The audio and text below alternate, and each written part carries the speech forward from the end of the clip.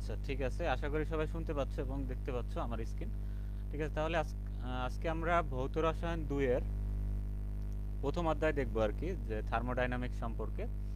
এবং এখানে মোটামুটি যে বেসিক জিনিসগুলো আছে, বেসিক যে কম্পোনেন্টগুলো আছে সেগুলো আজকে তোমাদেরকে আলোচনা করবে, এবং দুই একটা সমীকরণ আমরা দেখবো, ইকুয়েশন সলভ করা যায় কিনা, যদি সময় থাকে দেখাবো। আচ্ছা, তাহলে আমি তোমাদের একটা গ্রুপে বা পেজে আমি তোমাদেরকে একটা বইয়ের লিস্ট দিয়েছিলাম। এই বইগুলো তোমরা সাথে রাখবা। এই একটা হলো ভৌত রসায়ন, জৈব রসায়ন, এই তিনটাই তোমার শামস পাবলিকেশনের গুলো ভালো। আর নন মেজর গুলো এখানে দেওয়া ছিল, যে তিতাস বা অন্যান্য পাবলিকেশনে, এগুলো তোমরা সাথে রাখতে পারো। আচ্ছা, তাহলে আমার ক্লাসগুলো হবে মূলত তোমার বই এবং তোমার আমার যে নিজের নোট করা থাকবে সেগুলা, এবং এছাড়াও টাইপ করা কিছু নোট থাকবে। এগুলো সব কিছু গুছিয়ে একসাথে করে তোমাদের একটা আলাদা প্রত্যেক অধ্যায় ভিত্তিক একটা পিডিএফ দেওয়া হবে। তোমাদের কাজ হলো এই জিনিসগুলোকে একসাথে কম্বিনেশন করে খাতায় নোট করা। এবং আরেকটা মেইন জিনিস হলো তোমার প্রশ্ন অ্যানালাইসিস। ঠিক আছে, এই যে আমাদের ন্যাশনালের অনেকেরই এই জিনিসটা ভুল হয়, যে প্রশ্ন অ্যানালাইসিস করতে চায় না, বা তারা বাহির থেকে যে কোনো কারো কাছ থেকে একটা সাজেশন বা শর্ট সাজেশনের পিছে তারা মানে সারাদিন ঘুরতে থাকে। তাহলে এদিকে হয় কি, সে নিজে কোশ্চেনটা অ্যানালাইসিস করলো না, একজন অ্যানালাইসিস করে দিল। ফলে ওখান থেকে কোশ্চেন আসলে তো ভালো, না আসলে তো বিপদ। ঠিক আছে, তাহলে এই জন্য আমরা আমাদের প্রথম কাজ হলো আমাদের ন্যাশনাল ইউনিভার্সিটির যে সিলেবাস আছে সেই সিলেবাস ধরে ধরে দেখবো যে এই অধ্যায় থেকে, এই টপিকস থেকে বিগত সালে কি আসছে। ঠিক আছে, এই হলো পড়ার প্রথম ধাপ। এইটা তোমার বই থেকে প্রথমে আগে বইয়ের সাথে সাথে মানে লিখে রাখবা, যে এইটা এত সালে এত বোর্ডে আসছে, এগুলো আমি বলে দিব তোমাদের। এবং তোমাদের একটা কোশ্চেনের লিস্ট দিব আলাদা করে, ওখানে লেখা থাকবে কোনটা কোন সালে আসছে, সিরিয়াল অনুযায়ী, মানে টপিকস অনুযায়ী লেখা থাকবে। ঠিক আছে, তাহলে এই হলো প্রথম কাজ, যে সিলেবাসটা আমাদেরকে একটু অ্যানালাইসিস করতে হবে। আমাদের একটা সিলেবাস আছে, এটা অনেকেই জানে না। দেখবা যে এই সিলেবাসের ভিতর থেকেই তোমার সব কিছু আসে, এর বাইরে আসে না। যেমন আমি তোমাদেরকে দেখো একটু সিলেবাসটা সম্পর্কে বলি, যে বাংলা আমি তোমাদেরকে এখানে দিছি অনুবাদ করে। তাহলে এখানে দেখো এবছর ২০২৩ সালে যে মানে প্রশ্নটা আসছে, দেখো দুইটা কোশ্চেন একদম সিলেবাস থেকে টাইটেল আসছে হুবহু। ঠিক আছে, মানে এই যে তোমার সীমাবদ্ধতা, এই সীমাবদ্ধতা কখনো আর আসে নাই পরীক্ষায়, তাহলে এই বছর পরীক্ষা আসছে। এবং এই যে গিভস ডুহেম সমীকরণ এগুলো আসছে, এবং আরো কিছু এখানে তোমার এই যে এন্ট্রপি না, এখানে তোমার জুল থমসন, তারপর এরকম অনেকগুলা তোমার টপিকস এখান থেকে আসছে আর কি। ঠিক আছে, তাহলে দুইটা দেখো এই যে একেবারে হেডিং থেকেই বোঝা যায়। ঠিক আছে, আরো এখানে কি কি যেন আছে আমার এই মুহূর্তে মনে পড়তেছে না, যাই হোক। তাহলে এই জন্য আমাদেরকে কি করতে হবে, ধরো তাপগতিবিদ্যার এখানে যে যে টপিকস আছে, ক্লাসিয়াস ক্লেপরন সমীকরণ, তারপর যেগুলো আছে, এখন দেখবো যে এগুলো বিগত সালে কয়বার আসছে বা কোনটা কোনটা আসছে, অথবা এই টপিকস রিলেটেড কি কি জিনিস আছে। যেমন ধরো এই যে তাপগতিবিদ্যার দ্বিতীয় সূত্রে রিলেটেড এখানে কিছু টপিকস আছে, প্রথম সূত্রে রিলেটেড কিছু টপিকস আছে। এখন ওইগুলোকে আমাদেরকে আগে অ্যানালাইসিস করতে হবে। ঠিক আছে, মেইন কথা হলো তোমাকে ভালো রেজাল্ট যদি করতে চাও কেউ, যে না ভাই আমি এ প্লাস পেতে চাই, তো এ প্লাস পেতে হলে তোমার এখানে কোনো শর্টকাট ওয়ে নেই। তোমাকে প্রত্যেকটা অধ্যায় ধরে ধরে প্রত্যেকটা অধ্যায় সম্পর্কে তোমার নলেজ থাকতে হবে, বিশেষ করে বিগত সালে যেগুলো আসছে এগুলো সম্পর্কে অবশ্যই থাকতে হবে। ঠিক আছে, আচ্ছা। আর ভৌত রসায়নটা যেহেতু একটু ম্যাথমেটিক্যাল পার্ট, এই জন্য আমাদেরকে বারবার এই জিনিসগুলো প্র্যাকটিস করতে হবে। আচ্ছা, তাহলে এখানে আমি সিলেবাসটা তোমাদের অলরেডি গ্রুপে দিয়েছি, তাহলে এখানে বাংলায় লেখা আছে, তোমরা খুব সহজে বুঝবা। আচ্ছা, তারপর আমি এখান থেকে প্রথমে তোমাকে এই থার্মোডাইনামিক্স সম্পর্কে একটু বেসিক ধারণা আগে নিয়ে নেই।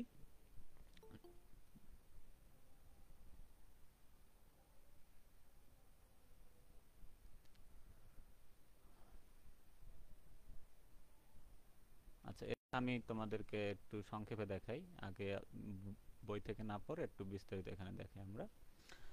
আচ্ছা, তাহলে থার্মোডাইনামিক্সটা আসলে মূলত একটা ফিজিক্সের শাখা। ঠিক আছে, এই যে আমরা যে তাপগতিবিদ্যা সম্পর্কে যে পড়বো, ঠিক আছে, এটা দেখবা যে সিলেবাসের তোমার বলা যায় 3 ভাগের 2 ভাগ, বা তোমার 2 ভাগের একটু কম হতে পারে। ধরো এটা ম্যাক্সিমাম জায়গা জুড়েই দেখবা যে এই অধ্যায়টা আছে, বা অনেক ইকুয়েশন আছে এখান থেকে পরীক্ষা আসে বারবার।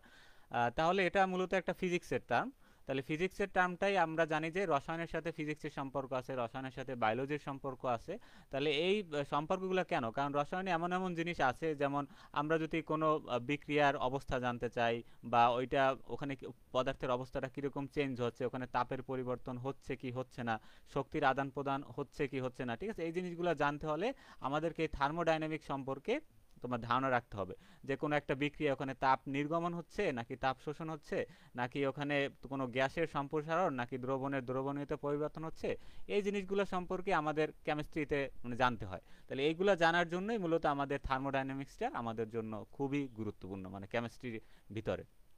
এই জন্য আমাদের এই অধ্যায়টা ফিজিক্যালে তোমাকে ইনক্লুড করে দিছে। আচ্ছা, তাহলে দেখো সংক্ষেপে এখানে আছে, তারপর আমরা বই দেখব, বই অনেক ডিটেলসে আছে।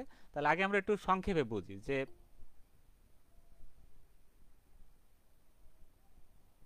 আচ্ছা ঠিক আছে, তোমরা লাইভটা শেয়ার করে দিও তোমাদের যদি পরিচিতি কেউ থাকে। আশা করি এক ক্লাসে তোমরা অনেক কিছু শিখতে পারবে। এবং আমাদের একটা ক্লাস, তুমি ইউটিউবে অনেকগুলো ক্লাস দেখবা যে একটা ক্লাসের ভিতরে আমরা কতগুলো কোশ্চেন কভার হয়ে থাকে। ভৌতটা একটু আমরা ধীরে ধীরে আগাবো, কারণ এখানে তোমার একটু গাণিতিক ইকুয়েশন আছে, আমাদের বুঝে বুঝে আগাতে হবে। তাহলে দেখবা যে একটা ক্লাস তোমার অনেকগুলো কোশ্চেনের সমন্বয় হয় এবং সবগুলোই এখানে গুরুত্বপূর্ণ। এই জন্য আমরা 24টা ক্লাসে বা 12টা ক্লাসে আমরা একটা বই শেষ করে ফেলতে পারি। ঠিক আছে, সেই জন্য প্রত্যেকটা ক্লাস তোমরা মনোযোগ দিয়ে করবে, আর এইটাকে ক্লাসের শেষে তোমাকে খাতায় নোট করে ফেলতে হবে যে আমি কোন কোন টপিকগুলো বলতেছি। তারপর একটা তুমি একটা সাজেশন রাখবা বা একটা কোশ্চেন ব্যাংক রাখবা সাথে, এবং ওখানে দেখবা যে কি কি আসছে বিগত সালে, ওখান থেকে তুমি অ্যানালাইসিস করবা। তারপর আমি তোমাদের এগুলো দিব গুছিয়ে সব কিছু। তাহলে দেখো, তাপ এবং কাজ কিভাবে একে অপরের মধ্যে রূপান্তর হয়, মানে একটার সাথে একটা কিভাবে শক্তির আন্তঃরূপান্তর হয় এবং সেই শক্তি কিভাবে ব্যবহার করা হয়, এই বিষয়গুলো নিয়ে যে বিজ্ঞানের যে শাখায় আলোচনা করা হয় তাকেই মূলত তাপ গতিবিদ্যা বলা হয়। ঠিক আছে, তাহলে তোমার একটা এখানে কি আছে, তোমার তাপ এবং কাজ দুইটা জিনিস, এবং এরা দুইটা আন্তঃরূপান্তর করে একটা কি হয়, এখানে একটা এনার্জি তৈরি, এবং এনার্জিটা কিভাবে আমাদের ব্যবহার করা হয় সেই ব্যবহারের বিষয়গুলো নিয়েই এখানে মূলত তাপগতিবিদ্যায় আলোচনা। তাহলে তাপ এবং কাজ কিভাবে একে অপরের মধ্যে রূপান্তর হয় এবং সেই শক্তি কিভাবে ব্যবহার করা হয়, এইগুলো নিয়েই মূলত তাপগতিবিদ্যা বা থার্মোডাইনামিক্সের মেইন আলোচনা। এখানে আমি কোর পয়েন্টগুলো বলতেছি যে মেইন আসলে জিনিসটা কি, কারণ আমরা যেহেতু এই অধ্যায়ের সম্পর্কে পড়বো, আগে আমাদের একটু বেসিক নলেজ রাখতে হবে যে আমি কি পড়তেছি, সূত্রটা কিভাবে আসলো, কেন আসলো, এই জিনিসগুলো আমাদের পড়তে হবে, নাহলে সমীকরণ সমাধান করতে গিয়ে অনেক কিছুই আমরা বুঝবো না। ঠিক আছে, তাহলে তাপ এক প্রকার শক্তির রূপ, তাপ দিয়ে কাজ করা যায়, এই প্রক্রিয়াকেই বলা হয় তোমার থার্মোডাইনামিক্স। ঠিক আছে, তাহলে তাপ হলো কি একটা শক্তির একটা রূপ, আর তাপ দিয়ে কি করা যায়, যে কোনো কাজ করা যায়, আর এই প্রক্রিয়াগুলোর বিজ্ঞানী হলো তোমার কি থার্মোডাইনামিক্স। এখন প্রশ্ন আসতে পারে যে ভাই এগুলো আসলে আমরা কোথায় কাজে লাগাবো, বাস্তবে এগুলো কোথায় কাজে লাগে, আমরা শুধু গাণিতিক ইকুয়েশন করতেছি সারাদিন, আসলে এগুলো কোথায় কাজে লাগে? এগুলো কাজে লাগে, সেগুলো অনেক জায়গায় কাজে লাগে আমাদের চারপাশেই, যেমন মোটর গাড়ির ইঞ্জিন, ফ্রিজ ঠান্ডা করার পদ্ধতি, এই সব কিছুতেই দেখবা এই যে থার্মোডাইনামিক্স এখানে কাজ করতেছে। আবার রাসায়নিক বিক্রিয়ার তাপ মুক্ত বা শোষিত হওয়া। ঠিক আছে, তারপর আমরা যে ফ্রিজ দেখি, এই ফ্রিজের ভিতরেও কিন্তু তোমার এই থার্মোডাইনামিক্স আছে, আমরা পড়বো সামনের অধ্যায় মানে ক্লাসগুলোতে এগুলো দেখাবো। আচ্ছা, তারপর দেখো সংক্ষেপে আমরা একটু, এগুলো তোমাদের বইতে বিস্তারিত আছে, আমি আগে এইটা দেখাই তারপর বইটা পড়াচ্ছি। তারপর সিস্টেম জিনিসটা কি আসলে, সিস্টেম মানে আমরা যেটা নিয়ে মানে কোনো মানে জিনিস নিয়ে গবেষণা যখন করা হয়, ধরো একটা বোতলের ভিতরে গ্যাস আছে, ঠিক আছে, তাহলে এই জিনিসটা যে জিনিসটা নিয়ে আমরা গবেষণা করব, তাহলে এখানে এই যে গ্যাসটা হলো তার এখানে আমাদের সিস্টেম হিসাবে কাজ করবে। ঠিক আছে, আচ্ছা তাহলে যেটা নিয়ে গবেষণা করি সেটা হলো সিস্টেম, এখানে খুব সংক্ষেপে দেওয়া আছে। আচ্ছা, তারপর পরিবেশটা কি, সিস্টেমের বাইরে সব কিছু, সিস্টেমের বাইরে তার চারপাশে পরিবেশে যা কিছু আছে সবগুলোই হলো তোমার পরিবেশ। এবং বোতলের বাইরে আমাদের জানি এখানে এয়ার যদি থাকে, বাতাস থাকে। আচ্ছা, সীমানা জিনিসটা কি, সীমানা হলো সিস্টেম এবং পরিবেশের মাঝে, ধরো এখানে বাইরে ধরো বায়ুমণ্ডল আছে, তাহলে এই বায়ুমণ্ডল এবং এই ভিতরে যে বোতলের ভিতরে যে গ্যাস, এই গ্যাস দুইটার মাঝখানে যে ব্যারিয়ার আছে, এই ব্যারিয়ারটাই হলো তোমার কি প্রাচীর বা সীমানা। তাহলে এইটা হলো বোতলের দেয়াল, এইটা হলো উদাহরণ দিয়ে মানে সংক্ষেপে বোঝানোর জন্য। তাহলে এইটা হলো মূলত সিস্টেম। তাহলে থার্মোডাইনামিক্সে এরকম সিস্টেম কথাটা আমরা বারবার আমরা পাবো যে সিস্টেম, পরিবেশ, সীমানা। ঠিক আছে, তাহলে এই জিনিসগুলো আসলে এভাবে কাজ করে। তাহলে সিস্টেম মানে যেটা নিয়ে আমরা গবেষণা করব, যে জিনিসটা, সেটা যে কোনো কিছু হতে পারে, সেটা আমি পৃথিবী নিয়ে হতে পারে, যে কোনো কিছু নিয়ে হতে পারে, মহাবিশ্বের যে কোনো কিছু।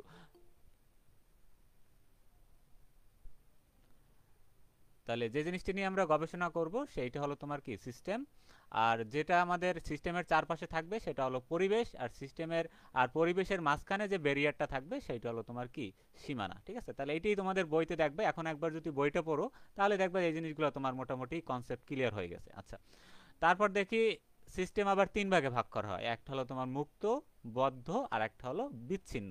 তাহলে মুক্ত ওপেন, ক্লোজড অথবা আইসোলেটেড। ঠিক আছে, এগুলো উদাহরণ দিয়ে আমরা বুঝবো খুব সহজে। তাহলে মুক্ত জিনিসটা কি, এখানে তোমার আচ্ছা, তাহলে এই যে দেখো এখানে একটা স্লাইড আছে, তাহলে এই যে দেখো সিস্টেম, এখানে ধরো একটা জিনিস আছে, এইটা নিয়ে ধরো আমি গবেষণা করব, তাহলে এই এই পুরোটা হলো সিস্টেম, এবং এই হলো সিস্টেমের বাউন্ডারি, এইটা হলো তোমার এরিয়া। ঠিক আছে। আচ্ছা, তাহলে এইটা হলো তোমার সিস্টেমের বাউন্ডারি বা সীমানা, আর এর চারপাশে যা কিছু আছে সেগুলো হলো তোমার কি পরিবেশ। ঠিক আছে, এই হলো তোমার এখানে চিত্রের মাধ্যমে বুঝতেছি। আচ্ছা, তারপর এখানে তিনটা সিস্টেম আছে, একটা হলো ওপেন সিস্টেম, একটা হলো ক্লোজ সিস্টেম, একটা হলো তোমার আইসোলেটেড সিস্টেম আছে। দেখি এখন তিনটা আসলে কি, জিনিসটা আসলে কিভাবে কাজ করে। আচ্ছা, তাহলে দেখো ওপেন সিস্টেম যেটা, সেটাই তোমার পদার্থের বিনিময় হয়। ঠিক আছে, ওখানে ধরো একটা জিনিস বাইরে যেতে পারে আবার আসতে পারে, এরকম একটা মানে খোলা থাকে মুখটা। তাহলে আবার শক্তিরও বিনিময় হয়, মানে দুইটাই এখানে বিনিময় হবে। ঠিক আছে। আচ্ছা, যেমন তোমার হাকর, আচ্ছা এটা মানে খোলা একটা গরম পানির কাপ, ধরো একটা কাপ আছে আমাদের কাছে, কাপটা এরকম খোলা আছে, ধরো উঠতেছে পরিবেশের সাথে ওইটা বাষ্পাকারে যাচ্ছে। ঠিক আছে, তারপর ওখান থেকে তাপ আবার আসতেছে ভিতরে। তাহলে এভাবে তোমার আদান প্রদান হচ্ছে, মানে একটা থেকে একটা পরিবেশ থেকে আর একটা পরিবেশে। এইটা হলো তোমার ওপেন। ঠিক আছে, এখানে শক্তি বিনিময় হয়, পদার্থের বিনিময় হতে পারে। আচ্ছা, তারপর বদ্ধ যেটা, সেটাই শুধু তোমার কি হবে, শক্তির বিনিময় হবে, কিন্তু কোনো পদার্থের বিনিময় হবে না। ঠিক আছে, তাহলে দেখো সিল করা, যদি আমরা কোনো গরম একটা বোতল কল্পনা করি, ধরো একটা কাচের বোতল কিন্তু তার মুখ আটকানো আছে, তাহলে মুখ আটকানো থাকলে দেখো ওই গরম পানির বাষ্পটা ওইটা কিন্তু বাইরে যেতে পারবে না। তার মানে কি ওইটা তোমার ক্লোজ, বদ্ধ। তাহলে ওইটা তোমার পদার্থটা বাইরে যেতে পারে, কিন্তু শক্তিটা, তাপটা তুমি বাহির থেকে ফিল করতে পারবা, শক্তিটার বিনিময় হতে পারে। ঠিক আছে, তাহলে এই উদাহরণগুলো দিয়ে তুমি এই জিনিসগুলা মানে তোমার নিজের ইমাজিনেশনে নিতে পারবা জিনিসটা আসলে কি, কিভাবে হয়। এগুলো বইতে অনেক কঠিনভাবে লেখা আছে, এখন এইটা বোঝার পরে তুমি বই পড়লেই দেখবা যে তোমার জিনিসটা ক্লিয়ার হয়ে যাচ্ছে। আর তারপর হলো বিচ্ছিন্ন বা আইসোলেটেড, এটাই তোমার কিছুরই বিনিময় হয় না, পদার্থও বিনিময় হবে না, শক্তিরও বিনিময় হবে না, দুইটি একদম ক্লোজ করা আছে। তাই সেটা হলো থার্মোস ফ্লাক্স। যেমন আমরা ফ্লাক্স সবাই চিনি, তাই না? যেমন আমরা চা রাখি বা কফি রাখি, ফ্লাক্স। তাহলে ফ্লাক্সের যেমন আমরা মুখ আটকিয়ে দিলে, পুরোপুরি আটকিয়ে দিলে উপর থেকে কিন্তু আমাদের তাপটা অনুভব হয় না, তার মানে কি তাপটা বাইরে আসতেছে না, এবং ওখান থেকে কিছু ভিতর মানে বাইরের পরিবেশও যাচ্ছে না, তার মানে এইটা হলো তোমার কি আইসোলেটেড সিস্টেম। তাহলে এইভাবে আমরা বাস্তব উদাহরণের সাহায্যে এই জিনিসগুলো খুব সহজেই বুঝতে পারি। এই জন্য থার্মোডাইনামিক্স কঠিন মনে হয়, কারণ এই যে এখানে যে টার্মগুলো তারা ইউজ করছে বইতে, দেখবা যে ওগুলা আমরা বাস্তবে আসলে মিলাতে পারি না, এই জন্য একটু কঠিন মনে হয়। তাহলে এভাবে যদি আমরা মিলিয়ে জিনিসটা জানতে পারি, আসলে খুব সহজ আমাদের কাছে হয়ে যাবে। তাহলে এখানে একটা, এই যে তারা চিত্র দিয়ে এখানে একটা দেখাইছে যে ওপেন, ক্লোজ এবং আইসোলেট। দেখ আইসোলেট এখানে কিছুই বিনিময়, একবার চারপাশ থেকে সিল করা থাকে। আচ্ছা, তাহলে এই হলো আমাদের মূল ধারণা। তারপর আমরা তাপগতিবিদ্যার যে চারটা সূত্র আছে, সেই চারটা সূত্র সম্পর্কে জানবো। আচ্ছা, তার আগে আমরা একটু তোমাদের বই থেকে কি কি লাগবে আমি একটু সেগুলো আমি বলে দিচ্ছি। তাহলে এখানে দেখো এখন তারা বলছে অনেক কিছুই, এখন তোমরা এগুলো বুঝবা। তাহলে বিভিন্ন প্রকার শক্তির পারস্পরিক রূপান্তরের প্রক্রিয়ার আলোচনাকে তাপগতিবিজ্ঞান বলা হয়। গ্রিক ওয়ার্ড থার্ম, থার্ম থেকে থার্ম অর্থ কি তাপ, মানে হিট, আর ডাইনামিক শব্দের অর্থ পাওয়ার, এই থেকে আসছে থার্মোডাইনামিক। আছে তারপর বিভিন্ন প্রকার শক্তি, যেমন তড়িৎ শক্তি, যান্ত্রিক শক্তি, তাপ শক্তি, রাসায়নিক শক্তি, চলন্ত বস্তুর গতিশক্তি ইত্যাদির পরস্পরের আন্তঃরূপান্তর, মানে একটা থেকে একটা যাবে আর কি তাপটা, মানে শক্তিটা। আচ্ছা, তাহলে এই সকল রূপান্তর যে সকল নিয়ম মেনে চলে সেগুলোর আলোচনাই হলো তাপগতিবিদ্যার মূল বিষয়। তাহলে তাপগতিবিজ্ঞানের মূল জিনিসটা কি, এই সকল শক্তিকে, তাপ শক্তিকে রূপান্তরের সূত্রাবলীর অধ্যয়ন, মানে এই শক্তিকে, এই শক্তিগুলো যে এখানে আছে, এই শক্তিগুলোকে তোমার তাপ শক্তিতে কনভার্ট করার সময় যে সূত্রগুলো লাগবে এগুলাকে আমি অধ্যয়ন করতে হবে, এবং এগুলাকে আমাদের প্রতিপাদন করতে হবে, এবং ধর্ম সম্পর্কে ধারণা নিতে হবে। তাহলে এই হলো তোমার বেসিক। এখানে তাপগতিবিজ্ঞান তিনটা না, মূলত চারটা বেসিক সূত্র, শূন্য, প্রথম, দ্বিতীয়, তৃতীয়, মোট চারটা সূত্র। আচ্ছা, তারপর এখানে তোমরা একবার কোথায় কোথায় ব্যবহার হয় আমি তো বললামই কিছু ব্যবহার, তোমরা এগুলো পড়ে নিতে পারো। তারপর এই যে সীমাবদ্ধতা, এই জিনিসটা এবার তোমার পরীক্ষা আসছে। এটা 22 না 23 হবে, এটা 23 হবে সম্ভবত। এবছর কত সালের পরীক্ষা গেছে, 23 মনে হয়। আচ্ছা, যাই হোক। আচ্ছা, 23, তাহলে এই বছর এই কোশ্চেনটা আসছে, কিন্তু এটা দেখো কোনো সালে কিন্তু আসে নাই আমি যতটুকু জানি, কিন্তু এই যে 23 সালে হ্যাঁ, তোমাদের জন্য এটা স্কিপ করতে পারো, ঠিক আছে। আচ্ছা, তাহলে দেখবা যে এটা কোশ্চেনের পরিমাণ অনেক কিছু কমে যাবে। তাহলে এটা তোমরা একবার পড়ে ধারণা নিতে পারো যে তোমার এখানে পারমাণবিক আণবিক গঠন সম্পর্কে ধারণা দিতে পারে না তাপগতিবিজ্ঞান। তারপর শুধুমাত্র অধিক পরিমাণ বস্তুর সিস্টেমের ক্ষেত্রে এটা প্রযোজ্য, বেশি পরিমাণ হইলে বা ম্যাক্রোস্কোপিক এটা হবে, তাহলে মানে বড় সিস্টেমের ক্ষেত্রে এটা প্রযোজ্য না। শুধুমাত্র তোমার ছোট ছোট যে জিনিসগুলো আছে, কণা আছে, সেগুলোর ক্ষেত্রে। তাহলে তাপগতিবিজ্ঞানের সাহায্যে কোনো রাসায়নিক বিক্রিয়া সংঘটিত হবে কিনা সে সম্পর্কে বলা গেলেও বিক্রিয়ার গতিবেগ সম্পর্কে কোনো ধারণা করা সম্ভব নয়। ঠিক আছে, এখানে বিক্রিয়ার গতি সম্বন্ধে ধারণা দিতে পারে না, বিক্রিয়ার সময় সম্পর্কে কিছু বলতে পারে না। ঠিক আছে, এই যে এইগুলো হলো সীমাবদ্ধতা। মানে এখানে তাপগতিবিজ্ঞানের ম্যাক্সিমাম জিনিসই হলো তোমার কাল্পনিক। ঠিক আছে, এগুলো অনেক সময় বাস্তবে কনভার্ট করাও যায় না। যেমন আমরা কর্ণর সূত্র সম্পর্কে আমরা সবাই পড়ে আসছি, বা কর্ণর চক্র সম্পর্কে পড়ে আসছি ফিজিক্সে, অথবা তোমরা ফার্স্ট ইয়ার সেকেন্ড ইয়ারে পাবা, ফিজিক্সের ভিতরেও আছে। তাহলে এই জিনিসটা কিন্তু আসলে মানে কাল্পনিক, এটা আসলে বাস্তবে সম্ভব না। ঠিক আছে, আচ্ছা। তাহলে এরকম তাপগতিবিজ্ঞানের ম্যাক্সিমাম জিনিস এটা মানে যতটুকু লেখা থাকে ওটা আসলে বাস্তবে সব কিছু হয় না। এখন দেখো যে সিস্টেম জিনিসগুলো এখন তোমরা একবার পড়লেই বুঝবা যে বৈজ্ঞানিক পরীক্ষা নিরীক্ষার সময় এই বিশ্বের যতটুকু অংশ নিয়ে আমরা আলোচনা করি, যা কোনো বাস্তব বা কাল্পনিক তল দ্বারা বিশ্বের অবশিষ্ট অংশ থেকে পৃথক থাকে, তাকে বলা হয় সিস্টেম। ওই মেইন কথা হলো ওটাই, যে আমরা যে জিনিসটা নিয়ে আমরা এক্সপেরিমেন্ট করব সেটাই হলো সিস্টেম, এবং তার আশেপাশে যেটা থাকবে সেইটা পরিবেশ, এবং মাঝখানে যেটা থাকবে সেইটা হলো তার বেষ্টনী। এখন তোমরা এই জিনিসগুলো একবার পড়লেই তোমাদের, এই যে উদাহরণ আছে এখানে, যদি আমরা মানবদেহ নিয়ে গবেষণা করি তাহলে মানবদেহ হবে আমাদের জন্য একটা সিস্টেম। আচ্ছা, তারপর সিস্টেম পরিবেশ মিলেই বিশ্ব ব্রহ্মাণ্ড সৃষ্টি হয়, এগুলা তোমাদের জন্য গুরুত্বপূর্ণ না। আচ্ছা, তারপর এখানে এটা দুই প্রকার হতে পারে, রিয়েল বা কাল্পনিক। তারপর সিস্টেমের বেষ্টনী, আচ্ছা বৈশিষ্ট্যগুলো আমরা একটু দেখি। সিস্টেমের বেষ্টনী তোমার বাস্তব বা কাল্পনিক দুই প্রকারই হতে পারে, আর এইটা তোমার দৃঢ় হতে পারে, শক্ত হতে পারে, আবার তোমার নরম হতে পারে। ঠিক আছে, আচ্ছা যদি বেষ্টনী দৃঢ় হলে সিস্টেমের আয়তন স্থির থাকে, মানে আয়তনটা চেঞ্জ হয় না, আর যদি এটা নরম হয় তখন এই আয়তনটা তোমার চেঞ্জ হতে পারে। তাহলে এগুলো একবার দেখে নিবা, জাস্ট এগুলো তোমাদের জন্য অতটা গুরুত্বপূর্ণ না। তারপর যেটা আমি দেখাইলাম মুক্ত সিস্টেম, তারপর এখানে এই যে আমি যেটা বলছি যে তোমার শক্তির আদান প্রদান হবে বা জ্বরের আদান প্রদান হবে, এই জিনিসগুলোই ওখানে একবার পড়লেই তোমরা বুঝবা। বদ্ধ সিস্টেমটা কি? বদ্ধ সিস্টেম এই যে ক্লোজ, দেখো এখানে তোমার যে কাচের কোনো ধাতুর তৈরি বদ্ধ পাত্রের ফুটন্ত পানি একটি বদ্ধ সিস্টেম। তাহলে বাষ্পায়ন উৎপন্ন জলীয় বাষ্প জড় পাত্রের বাইরের পরিবেশে যেতে পারে না। তাহলে এই জলীয় বাষ্পটা এখানে একটা পদার্থ বা জড়, বা এখানে একটা, আমি ওখানে বলছিলাম পদার্থ, তাহলে এখানে এটা পদার্থ বলতে পারি। পদার্থ বাইরের পরিবেশে যেতে পারে না, আবার বাইরের পরিবেশ থেকে জড় সিস্টেমেও প্রবেশ করতে, যেখানে ক্রস দিয়ে দিয়েছে, তার মানে কি এখান থেকেও ভিতর বাইরে যেতে পারে না, আর বাহির থেকে এখানে আসতে পারে না কিছু, যেটা আমি ওখানে দেখাইছিলাম তোমাদের বোতলের কথা বলে। ঠিক আছে, জাস্ট ওইটাই এখানে তারা অন্যভাবে দেখাইছে, একই জিনিস, কনসেপ্টটা বুঝলেই হবে। আচ্ছা, আর আন্তরিক বা আইসোলেটেড সিস্টেম যেটা, সেটা কোনোটাই আদান প্রদান করতে পারে না, সেটা দুই দিক থেকেই ফিক্স থাকে। এই এখান থেকে এটুক জানলেই হবে আমাদের বেসিক ধারণাটা। আচ্ছা, তারপর এখানে এই জিনিসগুলা আমাদের জন্য জরুরি না, যে জিনিসগুলো জরুরি। আচ্ছা, আপেক্ষিক অবস্থা আপেক্ষক বা স্টেট ফাংশন। ঠিক আছে, আচ্ছা তাহলে এই জিনিসটা আমাদের জন্য খুবই গুরুত্বপূর্ণ। এই যে এই জিনিসটার দিকে কিন্তু আলাদা তোমার কোশ্চেনও আসে, যে অবস্থা আপেক্ষক কি বা স্টেট ফাংশনটা কি। ঠিক আছে, আচ্ছা তাহলে দেখো আচ্ছা, হ্যাঁ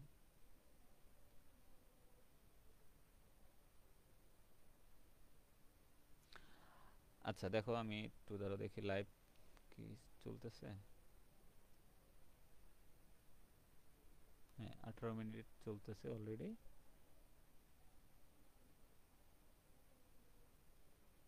আচ্ছা দেখো, তাহলে কোন সিস্টেমের যে সকল ধর্ম বা ফাংশন তার অবস্থা পরিবর্তনের সাথে সাথে পরিবর্তিত হয়, মানে তার অবস্থাটা, মানে তার যে ভৌত অবস্থা হোক, যে কোনো অবস্থা হতে পারে, এটার পরিবর্তনের সাথে চেঞ্জ হবে, এবং তাদের অবস্থা আপেক্ষক বা সিস্টেম ফাংশন বলা হয়, এবং একে তাপীয় ফাংশনও বা তাপীয় আপেক্ষকও বলা হয়। তাহলে কোনো সিস্টেমের, এই যে দেখো সিস্টেম কথা এখন বারবার আসবে তোমাদের সংজ্ঞায়, যে সকল ধর্ম বা ফাংশন তার অবস্থা পরিবর্তনের সাথে সাথে চেঞ্জ হবে, মানে অবস্থাটা চেঞ্জ হচ্ছে, এটাও চেঞ্জ হচ্ছে, তাদেরকে অবস্থা ফাংশন বা সিস্টেম আপেক্ষক বলা হয়। তাহলে যে সকল তাপগতীয় সূচকগুলি সিস্টেমের শুরু এবং শেষ অবস্থার উপর নির্ভর করে, কিন্তু কিভাবে পরিবর্তিত হয় তার উপর নির্ভর করে না। মানে এটা ধরো এখান থেকে এখানে গেছে, এখন শুরু এবং শেষ অবস্থায় কি ছিল এইটার উপরে নির্ভর করে, এখন কিভাবে সে এই জায়গা থেকে এই জায়গায় গেল, তার কোন পথে গেল, আঁকা পথে নাকি বাঁকা পথে, এটার উপরে ডিপেন্ড করে না। শুধু আমাদের ডিপেন্ড করবে যে আগে কি ছিল পরে কি আছে। ঠিক আছে, তাহলে এইটাই হলো তোমার স্টেট ফাংশনের একটা বৈশিষ্ট্য, তাদেরকে স্টেট ফাংশন বা তাপগতীয় ফাংশন বলা হয়। তাহলে এই সংজ্ঞাটা দিলে ভালো হবে। তাহলে এই তাপগতীয় ফাংশনগুলো একটু মনে রাখবে, এটা কিন্তু টিকে হিসাবে তোমার পরীক্ষায় আসে, পরীক্ষায়। ঠিক আছে, তাপগতীয় ফাংশন বলতে কি বুঝো, অথবা তাপগতীয় ফাংশন বা স্টেট ফাংশন বা অবস্থা আপেক্ষক, যে কোনো কিছুই থাকুক, তিনটা কিন্তু একই কথা। অবস্থা আপেক্ষক, স্টেট ফাংশন অথবা স্টেট, এটা তো এইটাই আবার বলছে। তাহলে তাপমাত্রা, চাপ, আয়তন, সংযুক্তি, অভ্যন্তরীণ শক্তি, এনথালপি, এনট্রপি, মুক্ত শক্তি, এই সবগুলা হলো তোমার কি স্টেট ফাংশন। এখন এই অধ্যায়ে আমরা যত কিছু পড়বো, যত সমীকরণ সমাধান করব, দেখবা সবগুলোর ভিতরেই তোমার এই স্টেট ফাংশনগুলো নিয়েই একটার সাথে একটা সম্পর্ক, কোনটার সাথে কীরকম সম্পর্ক বা কোনটার সমাধান কীরকম, ঠিক আছে, এই জিনিসগুলোই জাস্ট আলোচনা। তাহলে স্টেট ফাংশনগুলো মনে রাখতে আমাদের সংক্ষেপে তাপমাত্রা, চাপ, আয়তন, তারপর অভ্যন্তরীণ শক্তি, এনথালপি, তারপর এন্ট্রপি, মুক্ত শক্তি, এগুলো হলো কোনটাকে কি দ্বারা প্রকাশ করা হয় সেই প্রকাশগুলো এখানে দেখানো হয়েছে। এই তাহলে তাপ গতিবিজ্ঞানের দুটি গুরুত্বপূর্ণ সূচক রাশি হলো, একটা হলো তাপ আর একটা হলো কৃতকাজ, যেটা আমি শুরুতেই তোমাদের বলেছি যে এখানে মূলত তাপ এবং কৃতকাজটার মাধ্যমে তোমার কি শক্তির আদান প্রদান করা হয়। তাহলে অবস্থা আপেক্ষক তথা তাপগতীয় আপেক্ষক নয়, কারণ এরা পথ নির্ভরশীল। আচ্ছা, তাহলে অবস্থা আপেক্ষক যেটা, যে এখানে যেটা আমরা পড়তেছি অবস্থা আপেক্ষকগুলা, এটা মূলত তাপগতীয় কোনো আপেক্ষক নয়, কারণ এটা তোমার পথের উপরে ডিপেন্ড করে, ঠিক আছে। আচ্ছা, তাহলে দেখো স্টেট ফাংশনগুলো কেবলমাত্র সিস্টেমের অবস্থার উপর নির্ভর করে, ঠিক আছে। আচ্ছা, তাহলে এই এই জিনিসগুলোর কথা বলছে, দেখো যে কিউ এবং ডব্লু, এই জিনিসগুলা কিন্তু তোমার কোনো স্টেট বা তাপগতীয় আপেক্ষক নয়, ঠিক আছে, কারণ এরা পথ নির্ভরশীল, মানে এরা কোন পথে যাচ্ছে এর উপরে এগুলো আবার ডিপেন্ড করে। কিন্তু স্টেট ফাংশন যারা আছে, একটু আগে আমরা যাদের কথা পড়ে আসলাম, তাপ, চাপ, এরা আবার তোমার কি সিস্টেমের শুধু অবস্থার উপর ডিপেন্ড করে। সিস্টেম যে কোনো পথে এক অবস্থা হতে অন্য অবস্থায় নিয়ে গেলে যে কোন স্টেট ফাংশনের পরিবর্তন মান পথের উপর নির্ভর করে। তাহলে ধরো আমি এই পথ থেকে এই পথে যাব, ধরো আমি ঢাকা থেকে বরিশাল যাচ্ছি, তাহলে এইখানে আমার অবস্থা কি ছিল আর এইখানে অবস্থা কি ছিল, এইটার উপরেই মূলত স্টেট ফাংশনটা ডিপেন্ড করে। কিন্তু আমি কোন পথে যাচ্ছি, নদী পথে যাচ্ছি না রাস্তায় যাচ্ছি, এটার উপরে ডিপেন্ড করে না, ঠিক আছে। এই হলো এখানে মেন জিনিস। তাহলে স্টেট ফাংশন পরিবর্তনের মানের ক্ষেত্রে বিশেষ সিস্টেমের বিভিন্ন তাপগতীয় তথ্য প্রদান করে। তাহলে স্টেট ফাংশনের একটি বিশেষ বৈশিষ্ট্য হলো সিস্টেমের অবস্থার পরিবর্তন হয় তখন স্টেট ফাংশনগুলো শুধুমাত্র সিস্টেমের আদি এবং শেষ অবস্থা নয়, একই কথা বারবার ঘুরে পেঁচে বলতেছে যে এখানে আগের অবস্থা এবং শেষ অবস্থার উপর ডিপেন্ড করে। এখানে একটা উদাহরণ তোমাকে দিছে, দেখো যে মনে করি এই অবস্থা হতে তোমার 1 এবং 2 নং দুটি ভিন্ন পথে বি অবস্থানে গমন করছে, ঠিক আছে। তাহলে আমরা বলতে পারি ধরো এ থেকে বি এভাবে আসতে পারে, অথবা বি থেকে এ এভাবে আসতে পারে, ঠিক আছে। তাহলে ধরো এতে যখন ছিল তখন তার এনথালপি ছিল ইউএ এবং তার তোমার অভ্যন্তরীণ শক্তি ছিল ইউএ এবং তার এনথালপি ছিল এইচএ যখন এতে ছিল। তাহলে এ থেকে যখন বিতে আসছে তখন তার হয়ে গেছে ইউবি এইচবি, ঠিক আছে। আচ্ছা, আবার বি থেকে যখন এতে আসছে তখন আবার দেখো ওই যে সিস্টেমটি যখন 1 থেকে 2 নং পথে বি অবস্থানে পৌঁছায় তখন তার অভ্যন্তরীণ শক্তি এনথালপি হবে যথাক্রমে ইউবি এইচবি। এখন বিতে যখন চলে আসছে তখন এর এনথালপিটা চেঞ্জ হয়ে হবে তোমার কত, এইচবি হবে, আর অভ্যন্তরীণ শক্তিটা হবে ইউবি, এটা এখানে বলছে। তাই এখন স্টেট ফাংশনগুলি পরিবর্তন মান সকল পথের জন্য সমান, এইটা খুবই গুরুত্বপূর্ণ। আচ্ছা, কি বোঝাচ্ছে আসলে সকল পথের জন্য সমান, মানে সে এখন যে পথেই যাক না কেন, তোমার এই পথে আসুক অথবা উল্টো পথে আসুক, যে পথেই আসুক না কেন, তার মানটা সর্বদা তার পরিবর্তনের মান কিন্তু বলছে, মানে ধরো ইউবি থেকে ইউএ, এটা হলো পরিবর্তন, এই পরিবর্তনের মানটা দুইও ক্ষেত্রেই তোমার সমান হবে। ধরো আমি একের ক্ষেত্রে এটা পাইলাম, আবার দুইয়ের ক্ষেত্রে ইউবি মাইনাস ইউএ, দুইয়ের ক্ষেত্রে, তাহলে দুইটা পরস্পর কি হবে, সমান হবে। এই এখন আমি এ পথে যাই, এটা কোনো ডিপেন্ড করে না, সেক্ষেত্রে তোমার এনথালপি হোক আর অভ্যন্তরীণ শক্তি দুইটাই কি হবে, সমান হবে। আশা করি তোমরা বুঝতে পারছো, এই টপিক থেকে কিন্তু কোশ্চেন আসে, এই জন্য এটা সম্পর্কে ভালোভাবে আইডিয়া নিতে হবে, কি আসে আমি তোমাদেরকে দেখাচ্ছি। আচ্ছা, তারপর অভ্যন্তরীণ শক্তি জিনিসটা সম্পর্কে একটু আমাদের আইডিয়া নিতে হবে। আচ্ছা, তার আগে আচ্ছা এইটার সাথে এইটা রিলেটেড। আচ্ছা, তাহলে দেখো নির্দিষ্ট শর্ত সাপেক্ষে কোনো সিস্টেমের মধ্যে যে শক্তি সঞ্চিত থাকে, সঞ্চিত মানে কি, ওই সিস্টেমটার ভিতরে একটা শক্তি অন্তর্নিহিত আছে বা তোমার জমা আছে, ঠিক আছে, সেইটাই হলো তোমার অভ্যন্তরীণ শক্তি, ইন্টারনাল এনার্জি, মানে ভিতরে যে শক্তিটা আছে, ঠিক আছে, তাহলে সেই শক্তিকে অভ্যন্তরীণ শক্তি বলে। তাহলে যে কোনো সিস্টেমের বা জড় বা অভ্যন্তরে কিছু অন্তর্নিহিত শক্তি থাকে, অর্থাৎ পদার্থ মাত্রই শক্তি ধারণ করে, খুবই গুরুত্বপূর্ণ। তাহলে যে কোনো পদার্থ তোমার সে নিজের ভিতরে কিছু সে শক্তি ধারণ করে রাখে, তাহলে পদার্থ বা সিস্টেমের অভ্যন্তরে শক্তি থাকে বলেই আমরা প্রতিনিয়ত সেখান থেকে শক্তি পেয়ে থাকি, ঠিক আছে, কারণ এর ভিতরে একটা শক্তি তোমার অন্তর্নিহিত আছে বলেই আমরা শক্তিটা পাই। আচ্ছা, তাহলে এখান থেকে কিছু লাগবে না, আমরা জাস্ট সংজ্ঞাটা পড়বো। তাহলে এই সিস্টেমের মধ্যে অন্তরীণ শক্তি আছে, বস্তুর রাসায়নিক প্রকৃতি ও তাপমাত্রার উপর নির্ভরশীল, এই শক্তিকে তোমার অভ্যন্তরীণ শক্তি বলে। তাহলে আমরা সংজ্ঞাটা এখান থেকে শুরু করতে পারি যে প্রত্যেক পদার্থ বা সিস্টেমের মধ্যে সঞ্চিত এমন অন্তর্নিহিত শক্তি আছে যা বস্তুর রাসায়নিক প্রকৃতি এবং তার টেম্পারেচারের উপর নির্ভরশীল, তাকে আমরা বলবো কি অভ্যন্তরীণ শক্তি। তাহলে এখানে ইউ দ্বারা প্রকাশ করা হয়, একটু আগে দেখলাম ওই যে ইউটাই হলো মূলত কি অভ্যন্তরীণ শক্তি। তাহলে এগুলো এই অভ্যন্তরীণ শক্তিটা হওয়ার জন্য অনেক কিছু দায়ী আছে। ঠিক আছে, কি কি জিনিস দায়ী দেখো। অণুগুলোর চলন, একটা অণু তোমার এক জায়গা থেকে এক জায়গায় যেতে পারে, ঠিক আছে, এই জায়গা থেকে এই জায়গায় এরকম করে চলাফেরা করতে পারে। যেমন গ্যাসীয় অণু ক্ষেত্রে আমরা জানি যে তারা একটা সিলিন্ডার রাখলে তারা একদম ছোটাছুটি করতে পারে, এক জায়গা থেকে যেতে পারে। অণুগুলো আবর্তন শক্তি, অণুগুলো বিভিন্ন দিকে ঘুরতে পারে। তারপর ভাইব্রেশনাল এনার্জি, সে বিভিন্ন এক জায়গায় বসে সে কাঁপতে পারে, কম্পন হতে পারে। তারপর ইলেকট্রনীয় শক্তি, মানে ইলেকট্রনটা এক জায়গায় মুভ করার ফলে যে এখানে সেই এনার্জিটা কখনো শোষণ কখনো বিকিরণ। তারপর এখানে নিউক্লিয়ার এনার্জি, এই জিনিসগুলো মূলত অণুগুলো পারস্পরিক সংঘর্ষের ফলে সৃষ্টি, এটাও হতে পারে। তাহলে এই জিনিসগুলোর জন্যই মূলত অভ্যন্তরীণ শক্তিটা থেকে থাকে কোনো পরমাণুর ভিতরে। আচ্ছা, এই হলো আমাদের অভ্যন্তরীণ শক্তি সম্পর্কে। আচ্ছা, এখন অভ্যন্তরীণ স্থির শক্তি এবং অভ্যন্তরীণ গতিশক্তি। এখন তোমরা বলতে পারো ভাই এই সংজ্ঞাগুলো আমাদের কেন, এগুলো আসলে লাগবে আমাদের, কারণ যখন আমরা সমীকরণ সমাধান করব তখন আমাদের এরকম বিভিন্ন টার্মের মুখোমুখি হতে হবে। এই জন্য আজকের ক্লাসটায় আমি মোটামুটি তোমাদের যে বেসিকগুলো আছে সেই বেসিকগুলো আমি, মানে কোন শব্দটার মানে কি, এটা দ্বারা কি বোঝাচ্ছে এবং এইটা কোন সূত্রে কিভাবে অ্যাপ্লাই করতে হবে সেগুলো আমি ধারণা দিয়ে নিচ্ছি আগে। কারণ হঠাৎ করে একটা সমীকরণে যখন আমরা চলে যাব তখন কিন্তু এটা বুঝতে পারবো না আমরা যে এটা কিভাবে আসলো। আচ্ছা, এই জন্য আমাদের বই পড়ার কোনো বিকল্প নাই। আমরা অনেকেই সাজেশন পড়ে পরীক্ষার আগে 3 মাস আগে, তারপর আমাদের ভালো রেজাল্ট আসে না বা রেজাল্ট খারাপ আসে, পরের বার আবার ওই সাবজেক্ট নিয়ে আবার আমাদের দৌড়দৌড়ি করতে হয়, যেটা খুবই প্যারাদায়ক। সেই জন্য তোমরা চেষ্টা করবা যে ইয়ারের সাবজেক্ট সেই ইয়ারে যেন একটা ভালো রেজাল্ট করে, সম্মানজনক রেজাল্ট করে, পরের ইয়ারে যেন তোমরা মানে মাইগ্রেশন হতে পারো। ঠিক আছে, সেই জন্য আমাদের করতে হবে কি, বইটা ভালো মতো আমাদের আয়ত্ত করতে হবে এবং পড়াটা পড়তে হবে টপিকস অনুযায়ী, সিরিয়াল অনুযায়ী, ধাপে ধাপে। না হলে তুমি সাজেশনে কীরকম থাকে আমি বলি, যে হঠাৎ করে একটা সমীকরণ এরকম দেওয়া থাকে, সমীকরণ এখান থেকে এখানে সলভ করা থাকে, তার ভিতরে আবার 10টা থাকে ভুল সমীকরণের ভিতরে। তাহলে ওগুলো যদি তুমি পরীক্ষায় দাও তাহলে ওই ভুলগুলো এমনিতেই তুমি মার্ক পাবা না, এতে একেবারে 0 দিবে ভৌত রসায়নের ক্ষেত্রে।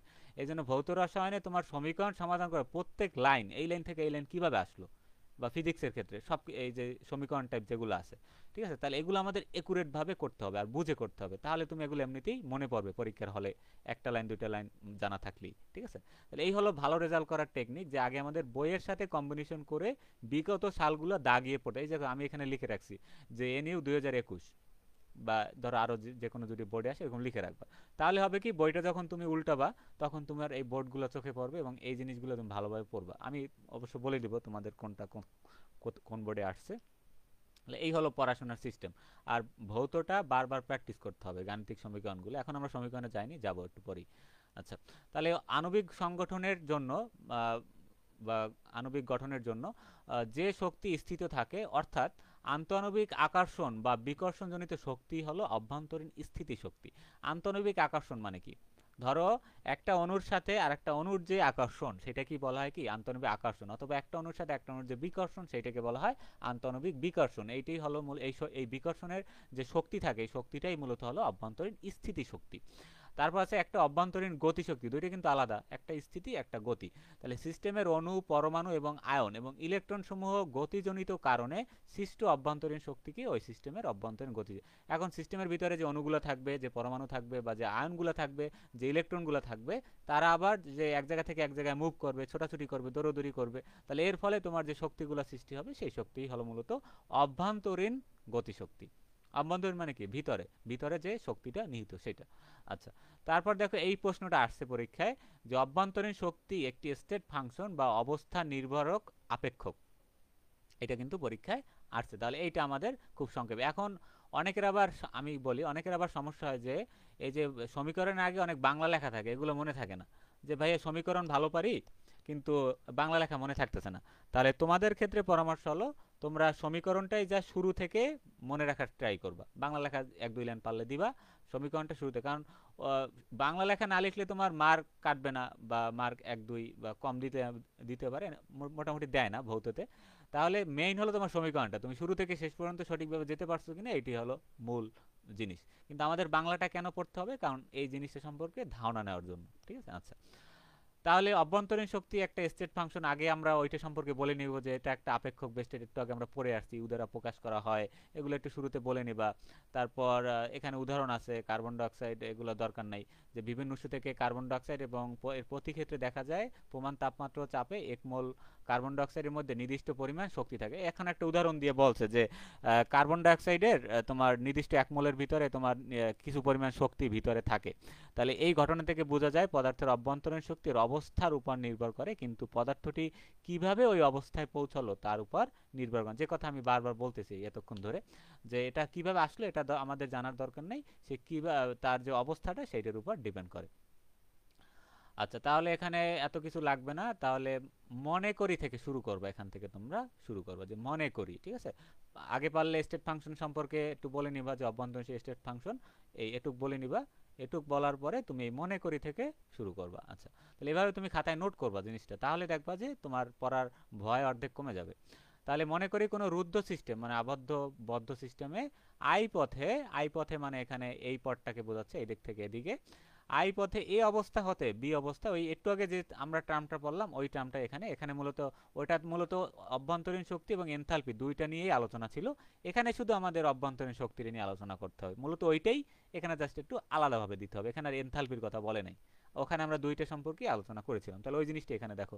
তাহলে এখানে এ থেকে বিতে যাবে, তারপর দেখো গমন করে দুইতে আবার বি থেকে এতে যাবে, এটা আগে বলে নিবা যে কোনটা কোথায় যাবে। তাহলে এ থেকে এতে এ অবস্থায় যখন থাকে তখন তার অভ্যন্তরীণ শক্তি ইউ এ, বি অবস্থায় যখন থাকে তার অভ্যন্তরীণ শক্তি ইউবি। তাহলে আই পথে তার শক্তির পরিবর্তন এইটা, তারপর দুই পথে তার শক্তির পরিবর্তন এইটা, তাহলে এই পরিবর্তন দুটি লাগবা। তারপর আমরা বলতে হবে যে এই দুইটা সমান, যেটা আমরা একটু আগে দেখে আসছি।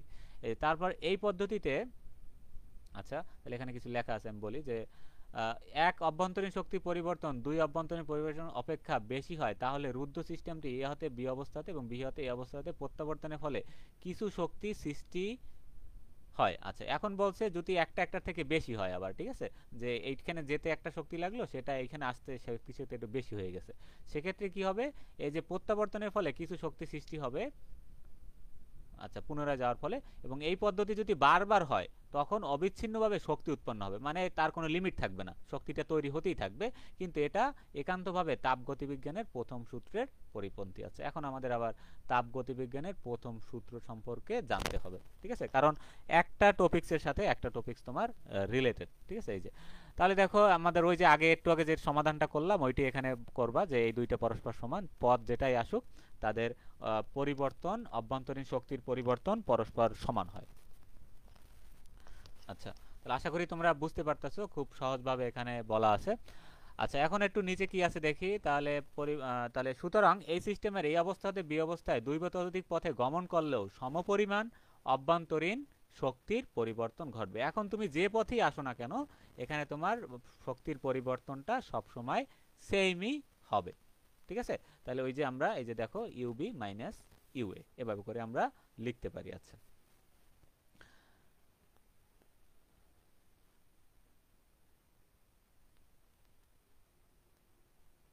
তাহলে দেখো এটা একটা আমরা চক্রের সাথে তুলনা করতে পারি, দেখো, কারণ এখানে একটা সার্কেলের মতো এক জায়গা থেকে এক জায়গায় আসবে আবার যাবে আবার আসবে, ঠিক আছে। এই জন্য তোমার অভ্যন্তরীণ শক্তির মোট পরিবর্তনটা মূলত তোমার শূন্য ধরা হয়, ঠিক আছে। দেখো মানে এক নম্বর পথে এই অবস্থা থেকে বি অবস্থায় গমন করলে দুই নম্বর পথে বি থেকে এই অবস্থায় প্রত্যাবর্তন করার ফলে একটি পূর্ণ চক্র সম্পন্ন হয়, ঠিক আছে। তাহলে এই যে দেখো এখানে পুরো, তাহলে এইখান থেকে এইখানে আবার এইখান থেকে এইখানে, তাহলে পুরো একটা সাইকেল এখানে তৈরি হয়েছে। তার মানে এখানে পুরো যে আবর্তনের ফলে এখানে তার অভ্যন্তরীণ শক্তিটা জিরো হয়ে যায়, মানে চাক্রীয় সমকলনের মান এখানে জিরো হবে। আর এই চাক্রীয় সমকলনকে আমরা এভাবে করে প্রকাশ করে, ঠিক আছে, এখানে একটা ই থাকে অথবা এখানে ই থাকে এরকম, তাহলে এখানে এরকম দিয়ে দেওয়া পারলে। আচ্ছা, তাহলে এই চিহ্ন দ্বারা প্রকাশ করা এটাকে বলা হয় তোমার চাক্রীয় সমকলন। তাহলে আমরা লিখতে পারি যে এই যে চাক্রীয় সমকলন চিহ্ন ডিইউ, ডিইউ মানে এটার ক্ষুদ্র পরিবর্তন বোঝাচ্ছে আর কি, যে একটি পূর্ণচক্রের জন্য অভ্যন্তরীণ শক্তির ক্ষুদ্র ক্ষুদ্র পরিবর্তনের যোগফল তোমার সবসময় জিরো হবে, এইটা এখানে এই চিহ্ন দ্বারা বোঝাচ্ছে। আর ডিইউ মানে কি, এই যে অভ্যন্তরীণ শক্তিকে যখন আমরা ছোট ছোট ছোট ছোট পার্ট করে ফেলবো, যেমন আমরা ইন্টিগ্রেশন যে জিনিসটা করি, ইন্টিগ্রেশনের মেন জিনিসটাই হলো এইটা, যে ক্ষুদ্র ক্ষুদ্র অবস্থায় ভাগ করে ওইটাকে আবার তোমার প্রতিপাদন করা। তাহলে সুতরাং বলা যায় ইউ এর পরিমাণ শুধুমাত্র এর অবস্থার উপর নির্ভর করে, পথের উপর নির্ভর করে না। ঠিক আছে? আচ্ছা, তাহলে এই চিহ্নটা কেন দিলাম? কারণ এটা একটা পূর্ণ সাইকেল, এই জন্য। তাহলে এটাকে বলা হয় চাক্রীয় সমাকলন চিহ্ন। আচ্ছা, তাহলে পথের উপর নির্ভর করে এবং এটা পথ নিরপেক্ষ, অতএব অভ্যন্তরীণ শক্তি ইউ একটি স্টেট ফাংশন বা অবস্থা আপেক্ষক বা অবস্থা নির্ভরক। তাহলে এটা কিন্তু পরীক্ষায় আসছে, খুবই খুবই গুরুত্বপূর্ণ। ঠিক আছে? তাহলে এটা আমাদের নোট করে পড়ে ফেলতে হবে।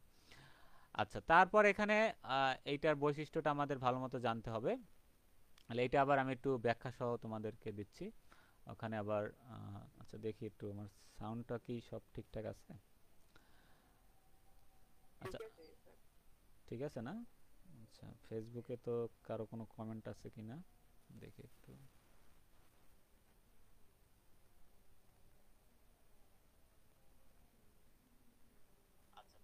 হ্যাঁ, সাউন্ড ঠিক আছে, সবকিছু ঠিক আছে। আচ্ছা, তাহলে এখন আমরা একটু অভ্যন্তরীণ সম্পর্কে আর একটু বিস্তারিত জানি। কোথায় এটা?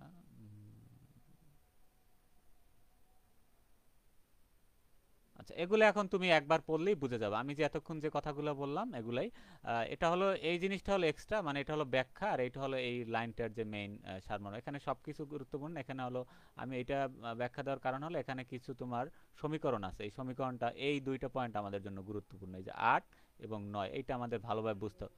কারণ এই সমীকরণটা তোমার বিভিন্ন জায়গায় তুমি অ্যাপ্লাই করতে হবে আমাদের। এখন এইটা কিভাবে আসলো, কেন আসলো, কেন এরকম লিখলাম, এই জিনিসগুলো বুঝতে হলে আমাদের এই যে বৈশিষ্ট্যগুলো সম্পর্কে ধারণা নিতে হবে। ঠিক আছে? আচ্ছা, তাহলে এগুলো হলো এগুলো একটু আগে যত কিছু, তাহলে হ্যাঁ, এগুলা এখানে যা যা আছে সব দিয়ে দেবো। এখানে আবার শেষে তোমাদের আছে, এখানে যে পুরো অধ্যায়ের যে ছোট ছোট যে পয়েন্টগুলো সারমর্ম এখানে দেওয়া আছে, এগুলো এক লাইনের ভিতরে, এক লাইনে পড়লেই তুমি বুঝে যাবে যে যত কাজ, তাপ, এনথালপি, এন্ট্রোপি, এই সবগুলো, গিবস মুক্ত শক্তি, প্রথম সূত্র, দ্বিতীয় সূত্র, তাপ তৃতীয় সূত্র, এই পর্যন্ত। তাহলে এগুলা এক লাইনে খুব হ্যাঁ, হিসাবে সংক্ষেপে বোঝার জন্য এখানে আছে। তুমি চাইলে বই থেকেও পড়তে পারো। এখানে হলো সহজ ভাষায় লেখা আছে, তুমি একবার পড়লে আর কি কনসেপ্টটা তোমার বুঝে যাবে। ঠিক আছে? আচ্ছা, এগুলো আমি শেষে অ্যাড করছি। এগুলো হলো পুরো অধ্যায়ের আর কি গুরুত্বপূর্ণ ইগুলা, কমার্কের জন্য। আচ্ছা, তাহলে এই সিস্টেমের অবস্থার উপর নির্ভরশীল এবং এটি একটি ফাংশন ধর্ম দেখে, এগুলো আমি এতক্ষণ বলছি ওইগুলাই। তারপর অভ্যন্তরীণ শক্তি স্টেট ফাংশন, কেন স্টেট ফাংশন এটা আমরা জানি এখন। তারপর সমষ্ণ প্রক্রিয়ায় তাপমাত্রার পরিবর্তন হয় না বলে আদর্শ গ্যাসের অভ্যন্তরীণ শক্তি শুধুমাত্র তাপমাত্রা আপেক্ষক। আচ্ছা, তাহলে এই জিনিসগুলো আমি কেন দিছি, এই জিনিসগুলো তুমি জাস্ট একবার রিডিং পড়বা, এগুলো তোমার মুখস্থ করার বা কিছু করার দরকার নেই। তুমি চাইলে বৈশিষ্ট্যগুলো পড়তে পারো এখান থেকে, যে বইতে যে বৈশিষ্ট্য আছে সেই বৈশিষ্ট্যগুলোর প্রত্যেকটা লাইনের এখানে ব্যাখ্যা দেওয়া আছে। ঠিক আছে? এই ব্যাখ্যাগুলো তুমি একবার রিডিং পড়বে, এগুলো খাতায় লেখার দরকার নেই। এগুলো একবার রিডিং পড়লেই তুমি বুঝে যাবে আসলে জিনিসটা কি হচ্ছে এখানে, এই জন্য এখানে এটা দিছি। আচ্ছা, তাহলে সমষ্ণ প্রক্রিয়া মানে এমন একটি প্রক্রিয়া যেখানে তাপমাত্রা স্থির থাকে, খুবই গুরুত্বপূর্ণ সমষ্ণ প্রক্রিয়া, রুদ্ধতাপ প্রক্রিয়া। আচ্ছা, তাহলে আদর্শ গ্যাসের ক্ষেত্রে অভ্যন্তরীণ শক্তি মূলত তার কণাগুলোর গতিশক্তির উপর নির্ভর করে। তাহলে আদর্শ গ্যাস যারা আছে তাদের ভিতরের যে অভ্যন্তরীণ শক্তি মানে ইউ, সেইটা তোমার কণাগুলো গতিটার উপরে ডিপেন্ড করবে, আর কণার গতি তাপমাত্রার সাথে ডিপেন্ড করে। এখন তাপ যদি বেশি হয়, ধরো একটা গ্যাসের সিলিন্ডারে তুমি যদি তাপ দাও, ঠিক আছে, তাহলে এক পর্যায়ে দেখা যাবে সিলিন্ডার তোমার ব্লাস্ট হয়ে গেছে। এর কারণ কি? এর কারণ হলো তোমার ওই কণাগুলোর ছোটাছুটি এক পর্যায়ে এত পরিমাণ বেড়ে যাবে, সে ওখান থেকে জায়গা না পায়, সে একটা কোথাও যাওয়ার একটা পথ খুঁজবে। ঠিক আছে? সেই জন্য তাপ দিলে কণার গতিটা বা কম্পনটা বা ছোটাছুটিটা বেড়ে যায়। তাই তাপমাত্রা স্থির থাকলে আদর্শ গ্যাসের অভ্যন্তরীণ শক্তিও তোমার স্থির থাকে, তাই এটা শুধু তাপমাত্রার ফাংশন। ঠিক আছে? তাহলে এই যে তোমার যে আমরা যে অভ্যন্তরীণ শক্তি, এটা একটা কি তোমার তাপমাত্রা একটা ফাংশন আমরা বলতে পারি। তাহলে স্থির আয়তনে যে পরিমাণ তাপ সিস্টেমে সরবরাহ করা হয় তা অভ্যন্তরীণ শক্তির পরিবর্তনের সাথে সমান হয়। আচ্ছা, তাহলে এই জিনিসটা আসলে কি মানে বোঝাতে চেয়েছে সেইটার ব্যাখ্যা এখানে আছে। তাহলে যদি কোনো সিস্টেমের আয়তন পরিবর্তন না করে, মানে আয়তনটা আমি ফিক্স রাখলাম, চেঞ্জ করলাম না, তাতে যদি তাপ দেই, তবে সেই তাপ পুরো সিস্টেমের অভ্যন্তরীণ শক্তি বাড়াতে সাহায্য করবে। এখন আমি ধরো আয়তনটা ফিক্স রাখলাম, ভিটা ফিক্স রেখে আমি হিট দিলাম, তাপ দেওয়ার পর তাহলে তাপ দিলে কি হবে? অভ্যন্তরীণ শক্তিটা বেড়ে যাবে পুরো সিস্টেমের। আচ্ছা, কারণ স্থির আয়তনে কোনো কাজ W equal to P del V, এটা হলো কাজের ইকুয়েশন। স্থির আয়তনে কোনো কাজ ডব্লিউ পি ডেল ভি হয় না, মানে স্থির আয়তনে কোনো কাজ হয় না, সোজা কথা। তাই del U equal to Q লেখা যায়। তাহলে কারণ যেখানে কিউ হলো সর্বাকৃত তাপ। আচ্ছা, তারপর এখানে এগুলো অত গুরুত্বপূর্ণ না। 1 মোল পরমাণু গ্যাসের জন্য অভ্যন্তরীণ 3/2 RT পার মোল। এগুলো একবার রিডিং পড়ে নিবা।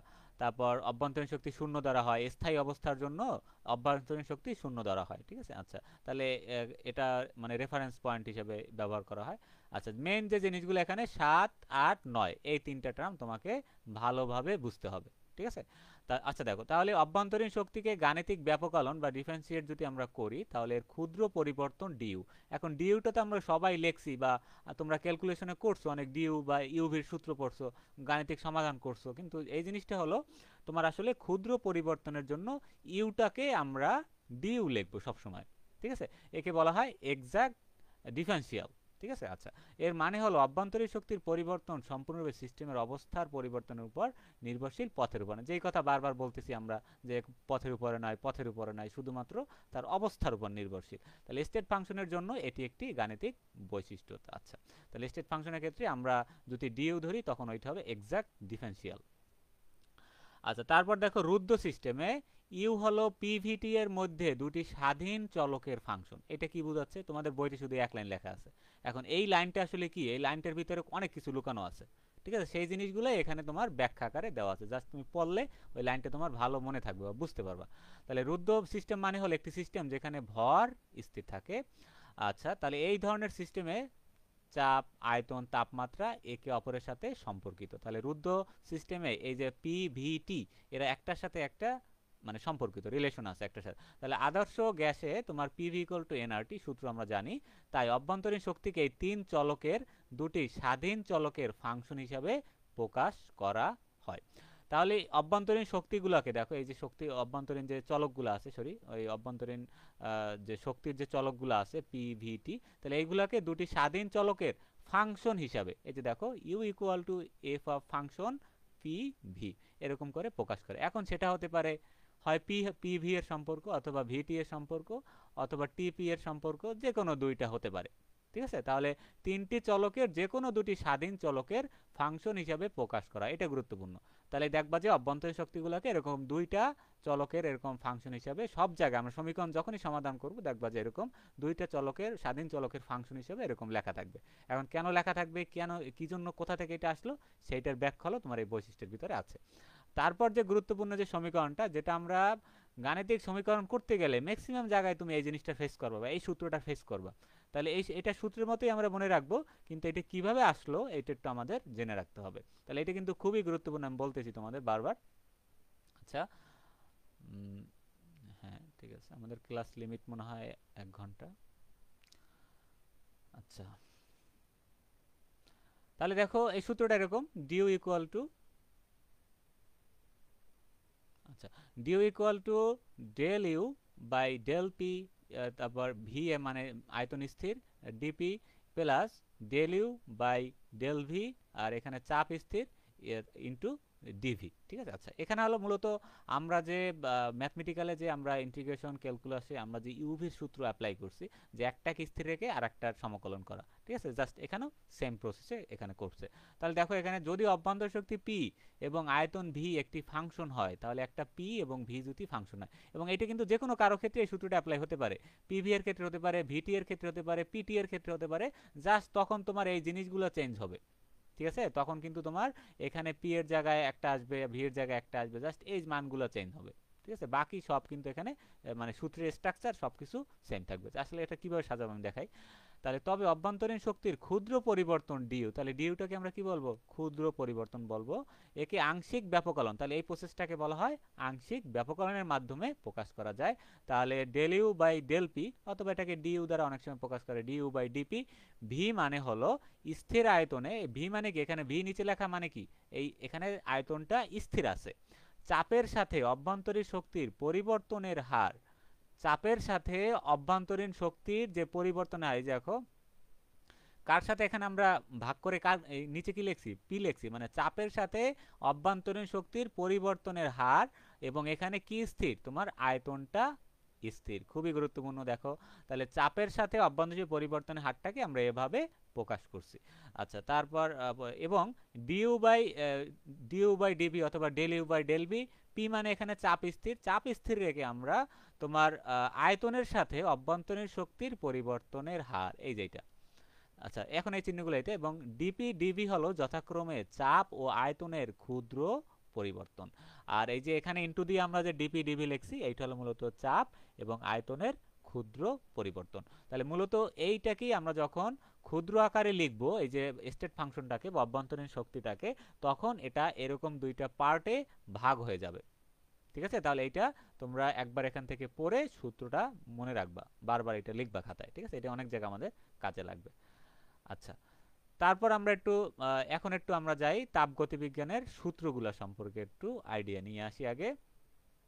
এক ক্লাসে আমরা অনেকগুলা কিন্তু টপিক কভার করতেছি। কারো কোনো কোশ্চেন আছে বলতে পারো আমাকে। আচ্ছা আচ্ছা, তাহলে দেখো তাপগতিবিজ্ঞানের টোটাল 4টা সূত্র। ঠিক আছে, তাহলে একটা হলো 0, একটা হলো তোমার 1। আচ্ছা, এখানে কি সব ঠিক আছে? হ্যাঁ, সব ঠিক আছে। আচ্ছা, তাহলে 4টা সূত্রের ভিতরে তোমার এখানে একটা 0 সূত্র, একটা 1, একটা তোমার 2, একটা তোমার 3, মোট 4টা সূত্র। তাহলে এই সূত্রগুলো সম্পর্কে জাস্ট আমাদের একটু সংজ্ঞা আর একটু বেসিক জানতে হবে, এখানে অল্প একটু ধারণা নিতে হবে। তাহলে যদি দুটি ভিন্ন সিস্টেম আলাদাভাবে তৃতীয় একটি সিস্টেমের সঙ্গে তাপীয় সাম্যাবস্থায় থাকে, মানে একটার সাথে একটা তাপ আদান প্রদান করে এক পর্যায়ে একটা সাম্যাবস্থা সৃষ্টি হয়ে যাবে, তবে ওই দুটি সিস্টেমও পরস্পরের সঙ্গে তাপীয় সাম্যাবস্থায় থাকবে। ধরো দুইটা সিস্টেম তোমার কাছে আছে, এখন এর সাথে তৃতীয় একটা সিস্টেম আছে এবং এর সাথে তোমার একটা তাপীয় সাম্যাবস্থা, মানে তাপ এখানে আদান প্রদান করে এক পর্যায়ে তোমার সমান হয়ে গেছে। সেক্ষেত্রে কি হবে, ওই দুটা সিস্টেমও, এই সিস্টেম দুইটাও একে অপরের সাথে তাপমাত্রার সমতা বা সাম্যাবস্থা থাকবে। এই সূত্র আমাদেরকে তাপমাত্রা নির্ধারণের ভিত্তি দেয়। একে বলে তাপমাত্রা হলো একটি এমন ধর্ম যা তাপীয় সাম্যাবস্থায় সময় সমান থাকে, মানে দুই ক্ষেত্রে সমান থাকে। তাহলে এ থেকে সি, বি থেকে সি, তবে এ বি তাপীয় সাম্যাবস্থায় আছে। আচ্ছা, এটা গাণিতিক রূপ দিলে হবে, না দিলে হবে। এটা প্রয়োগ কোথায়? থার্মোমিটার দিয়ে তাপমাত্রা পরিমাপে এবং তাপীয় সাম্যাবস্থা নির্ণয়, এগুলো প্রয়োগ করা। আর যেটা আমাদের গুরুত্বপূর্ণ সেটা হলো এই যে ফার্স্ট, সেকেন্ড, থার্ড, এই 3টা ল আমাদের জন্য বেশি গুরুত্বপূর্ণ। প্রথম লটা 1 মার্ক আসতে পারে, কিন্তু ওটা থেকে কোনো সমীকরণ বা প্রয়োগ এখন পর্যন্ত আসে নাই। তাহলে প্রথম সূত্রটা কি? শক্তি সৃষ্টি বা ধ্বংস হয় না, শুধুমাত্র এর রূপ এক রূপ থেকে অন্য রূপে রূপান্তরিত হয়। এটা কিন্তু কমার্কেও আসে যে প্রথম সূত্রটা বলো, থার্মোডাইনামিক্সের ফার্স্ট লটা ব্যাখ্যা করো। আবার এটা আলাদাভাবে আসে পরীক্ষার কোশ্চেনে যে প্রথম সূত্রটা গাণিতিকভাবে প্রকাশ করো। ঠিক আছে, আচ্ছা, সেটা আমি দেখাচ্ছি কিভাবে লিখবা। তাহলে এই সূত্র অনুযায়ী সিস্টেমে সরবরাহকৃত তাপ শক্তির কিউ কিছু অংশ কাজ হিসাবে বের হয়ে যায়। আচ্ছা, তাহলে এখানে টোটাল যে আমরা সরবরাহকৃত এখানে তাপ, এখানে ধরো 100 জুল তুমি তাপ দিছো, তাহলে এখান থেকে কিছু অংশ কাজ করে এখান থেকে বের হয়ে যাবে, এবং বাকি যেটা থাকবে, ধরো এখানে কাজ হয়েছে ধরো 30 জুল, তাহলে বাকি যেটা থাকবে 70, এই 70 তোমার এখানে অভ্যন্তরীণ শক্তিটা বাড়াতে সাহায্য করবে। ঠিক আছে, তাহলে এখানে কি আমরা একটা তাপ দিব, সেই তাপের কিছু পরিমাণ কাজে কনভার্ট হবে আর বাকি অংশটা অভ্যন্তরীণ শক্তি বাড়াতে সাহায্য করবে। তাহলে আমরা এটাকে লিখতে পারি যে del U equal to Q minus W. ঠিক আছে, এটা আমরা একটু বই থেকেও আমরা যেভাবে লিখছি ওভাবেও লিখতে পারি। দেখো বইতে তোমাদের কিভাবে লেখা আছে, ওই যে del U equal to Q minus W, এটা আগে লিখছি, কিন্তু তার আগে তোমার ওই যে টোটাল যে সিস্টেমে যে তাপ দিছিলাম আমরা কিউ পরিমাণ, সেই তাপটা আগে লিখছে, মানে তাপ equal to del U plus W. এই মানে টোটাল যে তাপটা, সেইটা তোমার অভ্যন্তরীণ শক্তি তৈরিতে যে তাপটা এবং এখানে কাজ করবে যে তাপটা, এই দুইটা যোগ করলে আমরা আবার এই আগের তাপটা ফিরে পাবো। ঠিক আছে, এইটা মানে যে যে তাপটা আমরা সিস্টেমে প্রয়োগ করব সেইটা। এখন এইটা যদি এই পাশে আমরা নিয়ে আসি, তাহলে দেখো এই ডব্লুটা এই পাশে গিয়ে আমাদের এখানে কি হয়ে যায়, মাইনাস হয়ে যায়। তাহলে এগুলো তোমরা সবাই বুঝো আশা করি, এটা জাস্ট পক্ষান্তর করছে এক পাশ থেকে এক পাশে নিচে। আচ্ছা, তাহলে এইটাই এখানে এক লাইনে দেওয়া হয়েছে। আচ্ছা, তাহলে কি হলো অভ্যন্তরীণ শক্তির পরিবর্তন, আর এই সরি ডেল ইউ হলো অভ্যন্তরীণ শক্তির পরিবর্তন, কি হলো তাপ, আর ডব্লিউ হলো সিস্টেম দ্বারা সম্পাদিত কাজ। তাহলে এটা ইঞ্জিনে জ্বালানি পোড়াতে ব্যবহার হয়, রাসায়নিক বিক্রিয়ার সময় শক্তির পরিবর্তন, এগুলো আসলে এই সূত্র দ্বারা তোমার ব্যবহার করা হয়। ঠিক আছে, আচ্ছা, তাহলে এগুলো সম্পর্কে আমরা একটু ধারণা নিব। আচ্ছা, তাহলে আমরা আজকে অন্য সূত্রগুলো রাখলাম, এই সূত্রটি একটু গাণিতিক ব্যাখ্যা দেখি। আচ্ছা, এখন পরীক্ষা আসে যে তাপ গতিবিজ্ঞানের প্রথম সূত্রের গাণিতিক রূপ লেখো। তাহলে গাণিতিক রূপ লেখে এই কোশ্চেনটা আসলে আগে তোমাকে সংজ্ঞা দিতে হবে, সংজ্ঞা দিয়ে বলে নিবা যে এখানে কোনটা দ্বারা কি প্রকাশ করতেছে।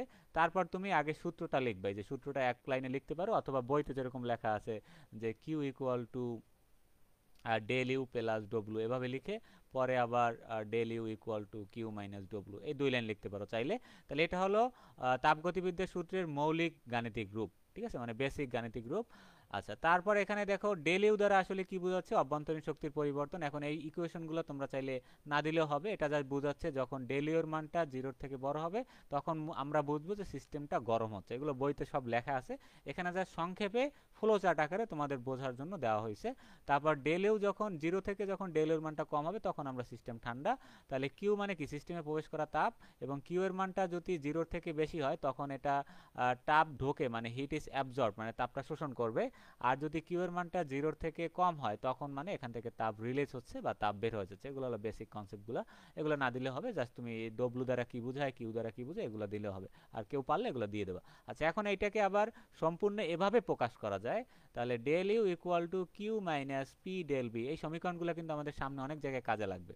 তাহলে এই পি ডেল বি কোথা থেকে আসলো, কারণ ডব্লিউ ইকুয়াল টু আমরা জানি হলো পি ডেল ভি, কারণ ডব্লু কেবল চাপ ভিত্তিক প্রসারণ বা সংকোচন হয় তখন কাজের ইকুয়েশনটা হবে পি ডেল ভি। ঠিক আছে, এই যে এটা হলো একটা সূত্র, যখন কাজ ডব্লু কেবল চাপ ভিত্তিক প্রসারণ বা সংকোচন হয়, ঠিক আছে, মানে কাজটা হবে শুধুমাত্র চাপের উপর নির্ভর করে, সেক্ষেত্রে তার সূত্রটা হবে ডব্লিউ। হ্যাঁ, তখন শুধু এখানে চাপটা থাকবে, হ্যাঁ ঠিক আছে বুঝতে পারছো। তখন এখানে তোমার ওয়ার্ক ফাংশনটা হবে বা কাজের ইকুয়েশনটা হবে পি ডেল ভি। ঠিক আছে, এখন এইটাকেই যদি আমরা এই ডব্লিউর পরিবর্তে এখানে বসাই দিই তাহলে দেখো del U equal to Q minus P del V. আচ্ছা, এখন তাহলে আমরা এই যে আবার এই লাইনটা লিখছে Q equal to P del V. আচ্ছা, তাহলে এটাই হলো আমাদের ওই যে সমীকরণটার সম্পূর্ণ রূপ, মানে কমপ্লিট রূপ আমরা এভাবে দিতে পারি। এখানে পি হলো চাপ, কি হলো আয়তন, এটুকু লিখলেই হয়ে যাবে তোমাদের। আচ্ছা, তাহলে এই হলো আমাদের প্রথম সূত্রের ব্যাখ্যা। তারপর এই অধ্যায় থেকে আর কিছু আছে, এখন আমরা একটু বইতে যাই। এখন বই দেখে দেখলেই তোমরা ওই জিনিসগুলো বইতে লেখা আছে, তাহলে তোমরা এইখান থেকে সংজ্ঞাগুলো পড়বা। এখান থেকে যে বহুমুখী প্রক্রিয়া কাকে বলে, তারপর তোমরা এখান থেকে যে বহুমুখী প্রক্রিয়া বা পরাবর্ত প্রক্রিয়া, জাস্ট এখান থেকে সংজ্ঞাগুলো পড়বা প্রত্যেকটা, আর অন্য কিছু এখান থেকে আসে না। তারপর একমুখী প্রক্রিয়া সংজ্ঞা পড়বা। তারপর এখানে পার্থক্য আছে, তোমরা চাইলে পার্থক্য দেখতে পারো একবার, যে কোনটার সাথে কি, এগুলো একবার পড়লেই বুঝে যাবা। তো বিভিন্ন ধরনের তাপীয় প্রক্রিয়া আছে, এখান থেকে এই যে সবগুলো টার্মের তোমার সংজ্ঞাগুলো জানতে হবে, পারলে এগুলো খাতায় একসাথে লিখে রাখবা, যে চাপীয় প্রক্রিয়া বা এখানে প্রথমটা চক্রীয় প্রক্রিয়াটা গুরুত্বপূর্ণ না, এই সমতাপীয়, রুদ্ধতাপীয়, সমচাপীয়, সমায়তনিক, পরাবর্ত, অপরাবর্ত, এই সবগুলা থেকেই দেখবা যে কম মার্কে অনেক কোশ্চেন আসে প্রতি বছর। ঠিক আছে, এই জন্য এগুলো সবই গুরুত্বপূর্ণ তোমাদের। আচ্ছা, চাকরির প্রসেসটা কি, আমরা তো একটু আগে দেখলামই যে অভ্যন্তরীণ যেরকম চক্র আকারে, মানে প্রাথমিক অবস্থা শুরু করে সিস্টেম যদি দুই বা ততোধিক ধারাবাহিক প্রক্রিয়ার মাধ্যমে ঠিক পূর্বের অবস্থায় আবার যদি ফিরে আসে, ধরো এখান থেকে তাপ প্রয়োগ করলে এটা ধরো NH3 আর HCl আলাদা হয়ে গেছে, অ্যামোনিয়াম ক্লোরাইডটা, তারপর এইটাকে আবার যদি আমরা ঠান্ডা করি আবার এইটা পরিণত, তাহলে এইটা হলো তোমার চাকরিয় প্রসেস। তাহলে সমষ্ণ প্রক্রিয়াটা কি, সমষ্ণ প্রক্রিয়া মানে এখানে তাপমাত্রা স্থির কিন্তু চাপ এবং আয়তনটা পরিবর্তন হবে, সেই সিস্টেমটাকে বলা হয় সমষ্ণ প্রক্রিয়া, সংক্ষেপে সংজ্ঞাটা মনে রাখবা। আচ্ছা, এটা কিন্তু আবার 15 সালে আসছে। আচ্ছা, তাহলে দেখো তাপমাত্রা বিরতি এগুলো একবার পড়ে নিলেই বুঝে যাবে, আশা করি তোমরা বই সাথে রাখবা। আমি যে জিনিসগুলো বলতেছি এই জিনিসগুলো তোমরা দাগিয়ে দাগিয়ে পড়বা, তারপর যদি কোনো লাইন তোমাদের বুঝতে অসুবিধা হয় সেটা আবার তোমাদের যে মেসেঞ্জার গ্রুপ আছে ওখানে দিলেই তোমরা বুঝে যাবে আর কি। তারপর রুদ্ধতাপীয় প্রক্রিয়া মানে এখানে তোমার সিস্টেম এবং পরিবেশের মধ্যে তাপের কোনো রকম, যেটা বদ্ধ প্রক্রিয়া, বা এখানে তাপ এবং তোমার সিল করা থাকে, মানে বাইরে যেতে পারে না, বাইরে থেকেও ভিতরে আসতে পারে না, মানে আইসোলেটেড সিস্টেম যেটাকে আমরা বলি, সংজ্ঞাটা এখান থেকে পড়বা। তারপর তুমি সমতাপীয় রুদ্ধতাপীয় প্রক্রিয়ার পার্থক্য পড়বে এখান থেকে। আচ্ছা, তারপর এখান থেকে দেখো প্রত্যেকটা সংজ্ঞা শুধু, তাহলে যে প্রক্রিয়ায় চাপের পরিবর্তন হয় না তাকে সমচাপীয় প্রক্রিয়া বলে, তাহলে এই সংজ্ঞা পড়বা। সম আয়তনিক প্রক্রিয়া মানে কি, আয়তনের পরিবর্তন হবে না, তাকে সম আয়তনিক প্রক্রিয়া, এখানে খুব সহজভাবে লেখা আছে এবং এই বইটায় খুব সুন্দরভাবে সাজানো আছে জিনিসগুলো তোমার ধাপে ধাপে, এবং যে জিনিসটা ভালোভাবে লেখা নাই বা এখানে ভুল বা শর্ট করে লেখা আছে সেই জিনিসগুলোর জন্য আমি আবার তোমাদেরকে এরকম আলাদা করে আমার যে লেখা এই যে নোটগুলা তোমাদেরকে দিব, এগুলো সামনের টপিকসগুলো, এগুলো পরে কাজে লাগবে আমাদের। আচ্ছা, তারপর এখান থেকে কি আসছে আমি আর একটা সমীকরণ দেখে আজকের ক্লাস শেষ করব। আচ্ছা, এই সমীকরণটা 2021 সালে আসছে, তার মানে তোমাদের জন্য এটা খুবই খুবই গুরুত্বপূর্ণ এটা। ঠিক আছে, আচ্ছা কয় মিনিট আছে দেখি। আচ্ছা, তোমরা আসো, দুইজন আছো, আচ্ছা ঠিক আছে। আচ্ছা, অনেকের আবার নেটে যদি কেউ স্লো থাকে সেক্ষেত্রে হবে কি, স্ক্রিন অনেক সময় সাদা হয়ে যেতে পারে বা স্ক্রিন অনেক সময় দেখা যায় না। ঠিক আছে, সেক্ষেত্রে তোমরা আবার ফেসবুকে গিয়ে আবার ক্লাসটার সাথে সাথে জয়েন করবা। ঠিক আছে, এই জন্য নেট খারাপ এই জন্য যে ক্লাস মিস করবে এমন না, তুমি আবার নেট থেকে ওখান থেকে যে লাইভটা আবার ভালো চলে, মানে অনেক সময় দেখা যায়, কিন্তু স্ক্রিনটা অনেক সময় যাদের স্পিড একটু স্লো থাকে স্ক্রিনটা একটু লেটে আসে, সমস্যা করে। আচ্ছা, তারপর দেখো আর তোমরা ক্লাসে পেইড ব্যাচের ক্লাসগুলোয় আমার একটা ফিচার থাকে, ফিচারটা হলো তোমরা এই যে সরাসরি তোমরা আমার সাথে কথা বলতে পারবা, বা যে কোনো জায়গায় সমস্যা হলে আমি ওইটা বোঝানোর পরে তোমরা ওইটা সম্পর্কে কোশ্চেন করতে পারো যে ভাই ভাই এটা কিভাবে হলো, এটা বুঝতে পারিনি, আবার একটু আশা করি তেমন সমস্যা হবে না, আমি এভাবেই বলতেছি যাতে কারো সমস্যা না হয়, ঠিক আছে? আচ্ছা, তারপর আমাদের মেসেঞ্জার গ্রুপ থাকবে, ওখানে তোমরা বিস্তারিত জানতে পারবা, ঠিক আছে?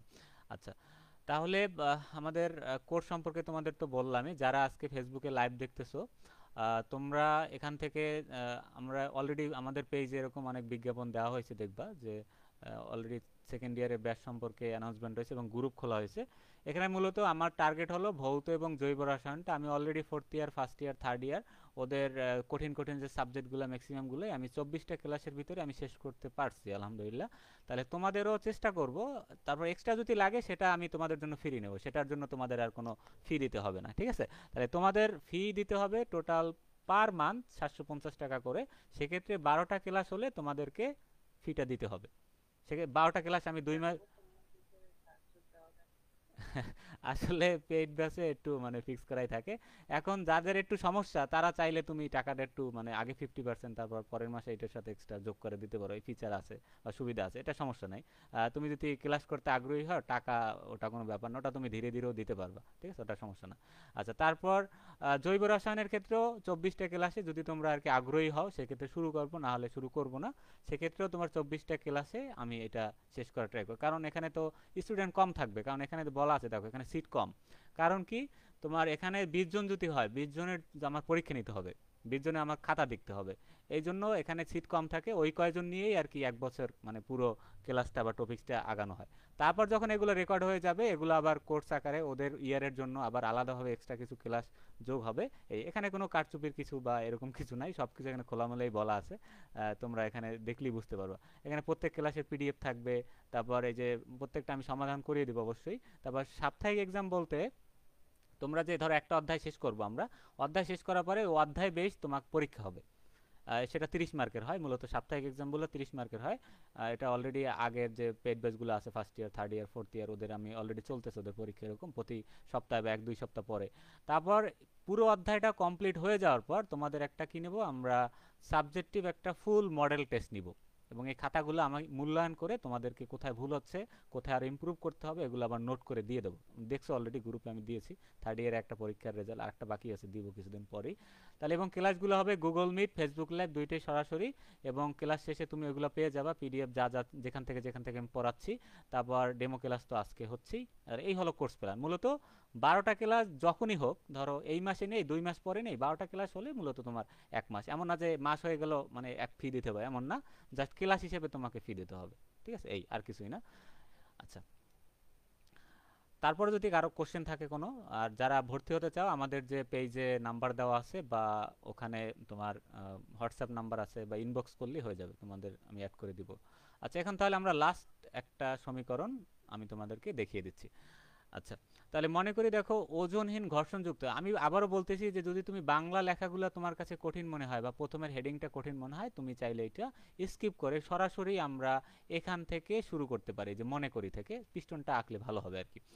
আচ্ছা, তাহলে একটা ওজনহীন ঘর্ষণহীন পিস্টনযুক্ত একটি সিলিন্ডার এনমোল গ্যাস আছে। তাহলে আমরা ধরলাম একটা এখানে ওজনহীন এবং ঘর্ষণহীন একটা পিস্টন আছে। আচ্ছা, তাহলে একটি সিলিন্ডারে এন মোল, তাহলে একটা সিলিন্ডার আছে, এটা হলো পিস্টন, এবং এখানে এন পরিমাণ গ্যাস আছে। তাহলে যা টিকে তাপমাত্রায় রক্ষিত, মানে এবং এক্ষেত্রে কোনো পরিবর্তন সমতাপীয় হবে। আচ্ছা, যে কোনো পরিবর্তন সমতাপী মানে তাপমাত্রার পরিবর্তনটা সমান থাকবে সেটা বলছে। আচ্ছা, তাহলে মনে করি দেখো পিস্টনের চাপ পি, তাহলে পিস্টনের প্রতি আমরা যে প্রেসারটা দিব সেইটা হলো এখানে পি বোঝাচ্ছে। আচ্ছা, তারপর দেখো এখানে টিকে দ্বারা বোঝাচ্ছে টেম্পারেচার কেলভিনে, ঠিক আছে? এটা মূলত এটাই বোঝাচ্ছে আমার যতটুকু ধারণা। তাহলে গ্যাসটির আদি আয়তন ভি ওয়ান, মানে আগের যে আয়তনটা সেইটা দেখো ভি ওয়ান। হ্যাঁ, ভি ওয়ান। এখন যদি পিস্টন উপরে প্রযুক্ত চাপ পি কে ক্ষুদ্র ক্ষুদ্র মানে চাপটাকে আমরা যদি ছোট করে ফেলি, মানে ক্ষুদ্র বা ফাংশন হিসাবে আমরা কল্পনা, তখন এটাকে আমরা ডিপি লিখতে পারি। পরিমাণ হ্রাস করা যায়, তাহলে নতুন চাপের পরিমাণ হবে পি মাইনাস ডিপি। মেইন কথা হলো আমাদের প্রথমে চাপ দিছিলাম আমরা কত, পি, পিস্টন উপরে টোটাল চাপ। এখন এখান থেকে আমি যদি ক্ষুদ্র পরিমাণ চাপ কমিয়ে দেই, মানে এটা ধীরে ধীরে আমি উপরে উঠেই ফেললাম, মানে চাপটাকে কমিয়ে দিলাম। তখন এখানে কি লেখা যায়, পি মাইনাস ডিপি, মানে টোটালটা থেকে এটা বাদ দিয়ে দিলাম। তাহলে এই অবস্থায় গ্যাসের আয়তন অতি সামান্য ডিভি পরিমাণ বৃদ্ধি পাবে। তাহলে চাপটাকে যখনই আমরা কমাবো, এখানে আয়তনটা দেখো, এই আয়তনটা আগে ছিল এতটুকু, তখন এখান থেকে এতটুকু পরিমাণ বেড়ে যাবে। এই যে দেখছে ডিভি, মানে ক্ষুদ্র পরিমাণ বেড়ে যাবে। তাহলে ক্ষুদ্র কথাটা যখনই আসবে, কোনো জিনিসকে আমরা যখন ছোট আকারে প্রকাশ করতে যাব, তখনই মূলত আমরা ডেল অথবা ডিভি এরকম দ্বারা প্রকাশ করব। এটা কিন্তু খুবই গুরুত্বপূর্ণ একটা পয়েন্ট। আচ্ছা, তাহলে এটুকু আমরা বুঝলাম কি লিখছে। তাহলে এখন স্থির তাপমাত্রায় টিকিয়ে সম্প্রসারণজনিত কাজ W1 equal to P minus dP dV. আচ্ছা, এখন আমাদের আমাদের যে সূত্রটা কি ছিল বলতো, ডব্লিউ এর সূত্রটা কি ছিল, W equal to P dV বা ডেল ভি আমরা পড়ছিলাম। ডেল ভি আর পিডিভি একই কথা। ডেল ভি দ্বারাও বোঝাচ্ছে যে ক্ষুদ্র আয়তনের জন্য, আর এখানে ডিভি দ্বারাও ওই সেম জিনিসই বোঝাচ্ছে। তাহলে দেখো এই পি এর মান আমরা কত জানি, এখান থেকে পিটা তো আগের মতো নাই, এখান থেকে কমে গেছে। তাহলে আমরা লিখতে পারি পি মাইনাস ডিপি, এই জন্য এখানে লেখছে পি মাইনাস ডিপি ডিভি। আচ্ছা, এখন এটাকে আমরা একটু এটার সাথে গুণ করে দেই, তাহলে পি ডিভি আর এটা হয় তোমার ডিপি ডিভি, এটা গুণ করে দিলাম। আচ্ছা, তাহলে W one equal to P DV, আর এই যে ডিপি ডিভি এর মান অত্যন্ত ক্ষুদ্র বলে উপেক্ষণীয়। দেখো এখন এই যে এখানে ডিপি মানে কি, ক্ষুদ্র পরিমাণ চাপ, আর ডিভি মানে কি, ক্ষুদ্র পরিমাণ যে আয়তন বৃদ্ধি পাইছে সেইটা। তাহলে এদের মানটা একদমই ক্ষুদ্র, মানে খুব কম, এই জন্য একে আমরা উপেক্ষণীয় ধরবো বা এর মানটা শূন্য ধরবো। ঠিক আছে, এইটা কিন্তু খুবই গুরুত্বপূর্ণ পয়েন্ট। তাহলে এটুক তুমি লিখবা। তাহলে এই হলো প্রথম ক্ষেত্রে। আচ্ছা, তারপর দেখো পরবর্তী পর্যায়ে, এখন এই হলো এক ধাপ গেল। এখন পরবর্তী পর্যায়ে ডিপি পরিমাণ চাপ হ্রাস করার ফলে আবার আমরা ডিপি পরিমাণ কমাবো। তাহলে প্রথমে ডিপি কমাইছি, আবারও ডিপি কমাবো, তাহলে 2 ডিপি হবে। তাহলে পি মাইনাস 2 ডিপি পরিমাণ কমাচ্ছি আমরা, ডিপি। আচ্ছা, এই জাস্ট বুঝতে হবে আমাদের জিনিসটা। লেখা তুমি স্কিপে করতে পারো, জাস্ট এখান থেকে শুরু করবা এটা, তারপর পরে বলবা পরবর্তীতে W2 ইকুয়াল টু 2, তাহলে একটু লিখে নিলে ভালো হয়, জিনিসটা কনসেপ্টটা বোঝা যায় ক্লিয়ার। নোট করবা সব কিছুই, কিন্তু পরীক্ষার সময় চাইলে তোমরা ইকুয়েশনটা সরাসরি সলভ করতে পারো, সমস্যা নেই। যদি যেটুকু মনে থাকবে অতটুকু লিখবা। আচ্ছা, হ্যাঁ, চার্জ অল্প একটু আছে। আচ্ছা, তাহলে দেখি গ্যাসের আয়তন ডিভি পরিমাণ বৃদ্ধি পায়, অতএব দ্বিতীয় পর্যায়ে গ্যাস দ্বারা এ সম্প্রসারিত কাজ, মানে দ্বিতীয় পর্যায়ে আমরা কতটুকু কাজ হবে, W T equal to P minus 2 dP dV. 2 dP কেন হলো, প্রথম পর্যায়ে অলরেডি কমাইছি ডিপি, আরও সেকেন্ড পর্যায়ে আরও ডিপি কমাইছি, তাহলে এখানে টোটাল হবে কত, ডিপি প্লাস ডিপি 2 ডিপি, তাহলে পি মাইনাস 2 ডিপি, আর এখানে হবে ডিভি। তাহলে এটা গুণ করে দাও, তাহলে P dV minus 2 dP dV. এখন এইটাকে যদি আমরা ছোট ধরি বা ক্ষুদ্র ধরি বা জিরো ধরি, পুরো অংশটাই জিরো হয়ে যায়, তার মানে W T equal to P dV. ঠিক আছে, তাহলে এই হলো আমাদের দুইটা পার্ট। এখন ডিপি পরিমাণ চাপ হ্রাস করলে পি ডিপি পরিমাণ, তাহলে এরকম প্রত্যেকবারই যখন তুমি এরকম চাপ কমাতে থাকবা, প্রত্যেকবারই তুমি এই পরিমাণ তুমি কি পাবা, কাজ পাবা। ঠিক আছে, যে ডব্লিউ ইকুয়াল টু পিডি, মানে আমরা কাজের পরিমাণটা পাইছি। তাহলে ক্রমাগত প্রক্রিয়ায় পরিচালনা করলে প্রতিবারই ডিপি পরিমাণ চাপ হ্রাস পায় এবং পিডিপির পরিমাণ কাজ পাওয়া যায়। ঠিক আছে, তাহলে এখানে লেখা অনেক কিছু লেখছে ওরা, তাহলে বিস্তারিত বোঝানোর জন্য। তারপর দেখো, এভাবে গ্যাসটির নিজস্ব চাপ অপেক্ষা ক্ষুদ্র থেকে ক্ষুদ্র পরিমাণ কম চাপ প্রতিবার গ্যাসের উপর প্রয়োগ করে গ্যাসটির চাপের পরিমাণ P1 P2 নিয়ে গেলে প্রাথমিক আয়তন V1 V2 বৃদ্ধি পায়। ঠিক আছে, এগুলো এক্সট্রা দেখা, এগুলো তুমি স্কিপ করতে পারো চাইলে। আচ্ছা, তাহলে তখন গ্যাস কর্তৃক মোট কাজ পেতে হলে V1 V2 এর মধ্যবর্তী সমস্ত ধারাবাহিক চাপের ধাপের পিডিবি কাজসমূহের যোগ করতে হবে। এখন আমরা যদি এর ধরো এই শুরু থেকে শেষ পর্যন্ত আমরা কাজটা পাইতে চাই, তাহলে আমাদের মোট জিনিসটা আমাদের বের করতে হবে। ঠিক আছে, তাহলে এখানে প্রত্যেকবারই যখন আমরা এইটা কাজটা পাবো, প্রত্যেকবারই সেম রেজাল্ট পাবো আমরা, পিডিবি পিডিবি এই জিনিসটাই আমরা প্রত্যেকবার পাবো। আচ্ছা, ঠিক আছে, তাহলে আমরা এটাকে গণিতের ভাষায়, আমরা ইন্টিগ্রেশনের ভাষায় এভাবে লিখতে পারি। দেখো, তাহলে ডব্লু, আচ্ছা কেউ কি কমেন্ট করেছো নাকি দেখি না,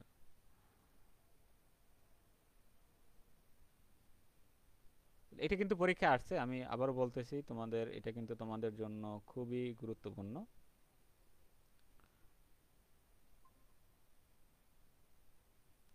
আচ্ছা, ঠিক আছে, তাহলে আমরা শুরু করি তাহলে।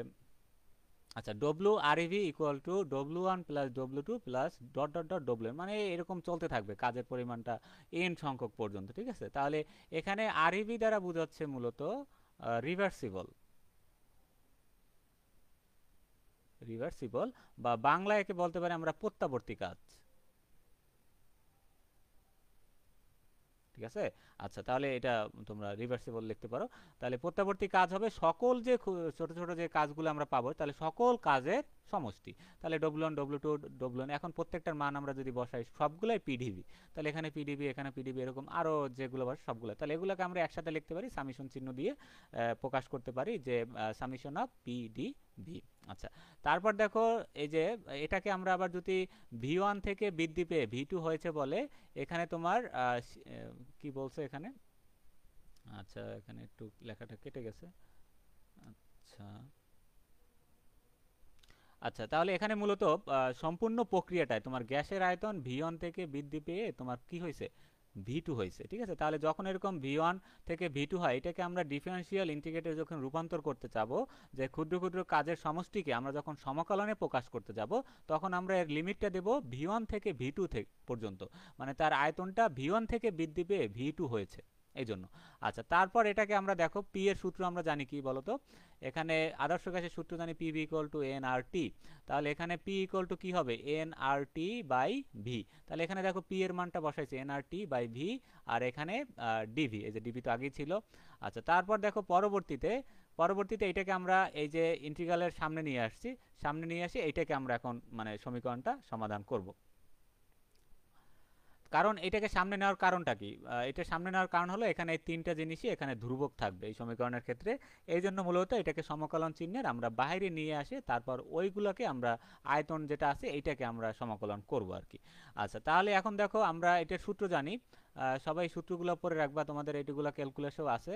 তাহলে এটার আমরা এই সূত্র অ্যাপ্লাই করলে, সূত্রটা আমি দেখাই, সূত্রটা হলো 1/x dx equal to ln x, অথবা এরকম সামিশন দেওয়া থাকে, হ্যাঁ লন এক্স প্লাস সি, এরকম সূত্রটা। তাহলে এখানে আমরা 1/v কে যদি এরকম সূত্রে কনভার্ট করে তাহলে কি লন ভি হয়, আর লিমিটটা এখানে আমরা V1 থেকে V2 টা আগের মতোই রাখলাম। তারপর দেখো লিমিটকে আবার যদি আমরা বসাতে চাই, তাহলে এটার আবার একটা সূত্র আছে তোমাদের, সেটা আমি তোমাদের যদি একটু দেখাই, যে হ্যাঁ, তাহলে এফ অফ এক্স, তোমার এরকম একটা সূত্র আছে, হ্যাঁ, তাহলে বি বাই এ এরকম যদি লিমিট থাকে, তাহলে F of B minus F of A, এরকম মানে এখানে যেটা থাকবে উপরেরটা আগে হবে, তারপর বিয়োগ এফ, এটা একটা সূত্র মূলত। ঠিক আছে, তাহলে এই যে দেখো V2 আগে বসাইছে, ভি এর পরিবর্তে V2, হ্যাঁ বলো, হ্যাঁ উচ্চসীমা থেকে নিম্নসীমা, মূলত এখানে ভি এর পরিবর্তে উচ্চসীমা থেকে নিম্নসীমা আমাদের বিয়োগ করতে হয়, এই হলো এটা একটা সূত্র। ঠিক আছে, আচ্ছা, তারপর দেখো এখানে পরবর্তী ধাপগুলো, এখন লন এ মাইনাস লন বি এর সূত্র আবার আমরা জানি কি, লন এ বাই বি। ঠিক আছে, এটা সবাই জানি, লন হ্যাঁ এ বাই বি, এটা 9-10 এর সূত্র আমরা জানি। তারপর দেখো এখানে কি করছে, V2 আর V1 এর পরিবর্তে আমাদের বসাইছে P1 বাই P2। এগুলো খুবই সহজ ইকুয়েশন, জাস্ট তুমি একবার খাতায় বুঝে করলেই হয়ে যাবে, দেখো শেষ। কারণ এইটা কেন বসাইলো, কারণ আমরা একটা সূত্র জানি, P1 V1 equal to P2 V2, স্থির তাপমাত্রা, এই সূত্রটা হয়। এখানে কিন্তু কোনো টেম্পারেচার নাই, তার মানে স্থির টেম্পারেচারে তোমার এই সূত্রটা, এটা মূলত আমাদের তাপগতিবিজ্ঞানের সূত্র। আচ্ছা, তাহলে এইটাকে যদি আমরা লিখি এরকমভাবে, V2 by V1 equal to আমরা লিখতে পারি P1 বাই P2। ঠিক আছে, এই যে V2 এর নিচে ভি আসলে P1 এর নিচে P2 চলে আসে, জাস্ট এটা ভাগ করবে, এটা গুণ থাকলে এই পাশে নিয়ে আসবে, তাহলে আমরা V2 বাই V1 এর পরিবর্তে P1 বাই P2 বসাতে পারি। তাহলে এইটাই হলো তোমার সমতাপীয় বহুমুখী সম্প্রসারণের জন্য কাজের সমীকরণ। ঠিক আছে, তাহলে এটা কিন্তু তোমার পরীক্ষায় আসছে, তাহলে এই যে দেখো 2021 সালে এটা পরীক্ষায় আসছে।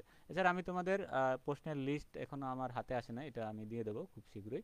ঠিক আছে, তাহলে যেগুলো পড়ালাম এখানে অনেক টপিক দেখবো, অনেকগুলো জিনিস এখানে আলোচনা করছি আমি। এখন তোমাকে কাজ হলো বই থেকে বা আমি যে PDF দেবো এখান থেকে কম্বিনেশন করে তুমি খাতায় জিনিসগুলো লিখে রাখবা।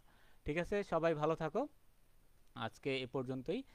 কেউ যারা যারা আমার ব্যাচে ভর্তি হতে চাও, তোমরা আমাদের প্রথম মাসের যে পেমেন্ট আছে এটা কনফার্ম করে তোমাদের জন্য আলাদা গ্রুপ খোলা হবে, তারপর তোমাদের ক্লাসগুলো ধারাবাহিকভাবে রুটিন অনুযায়ী নেওয়া হবে ইনশাল্লাহ। ঠিক আছে, সবাই ভালো থাকো, আজকে এ পর্যন্তই, আল্লাহ হাফেজ।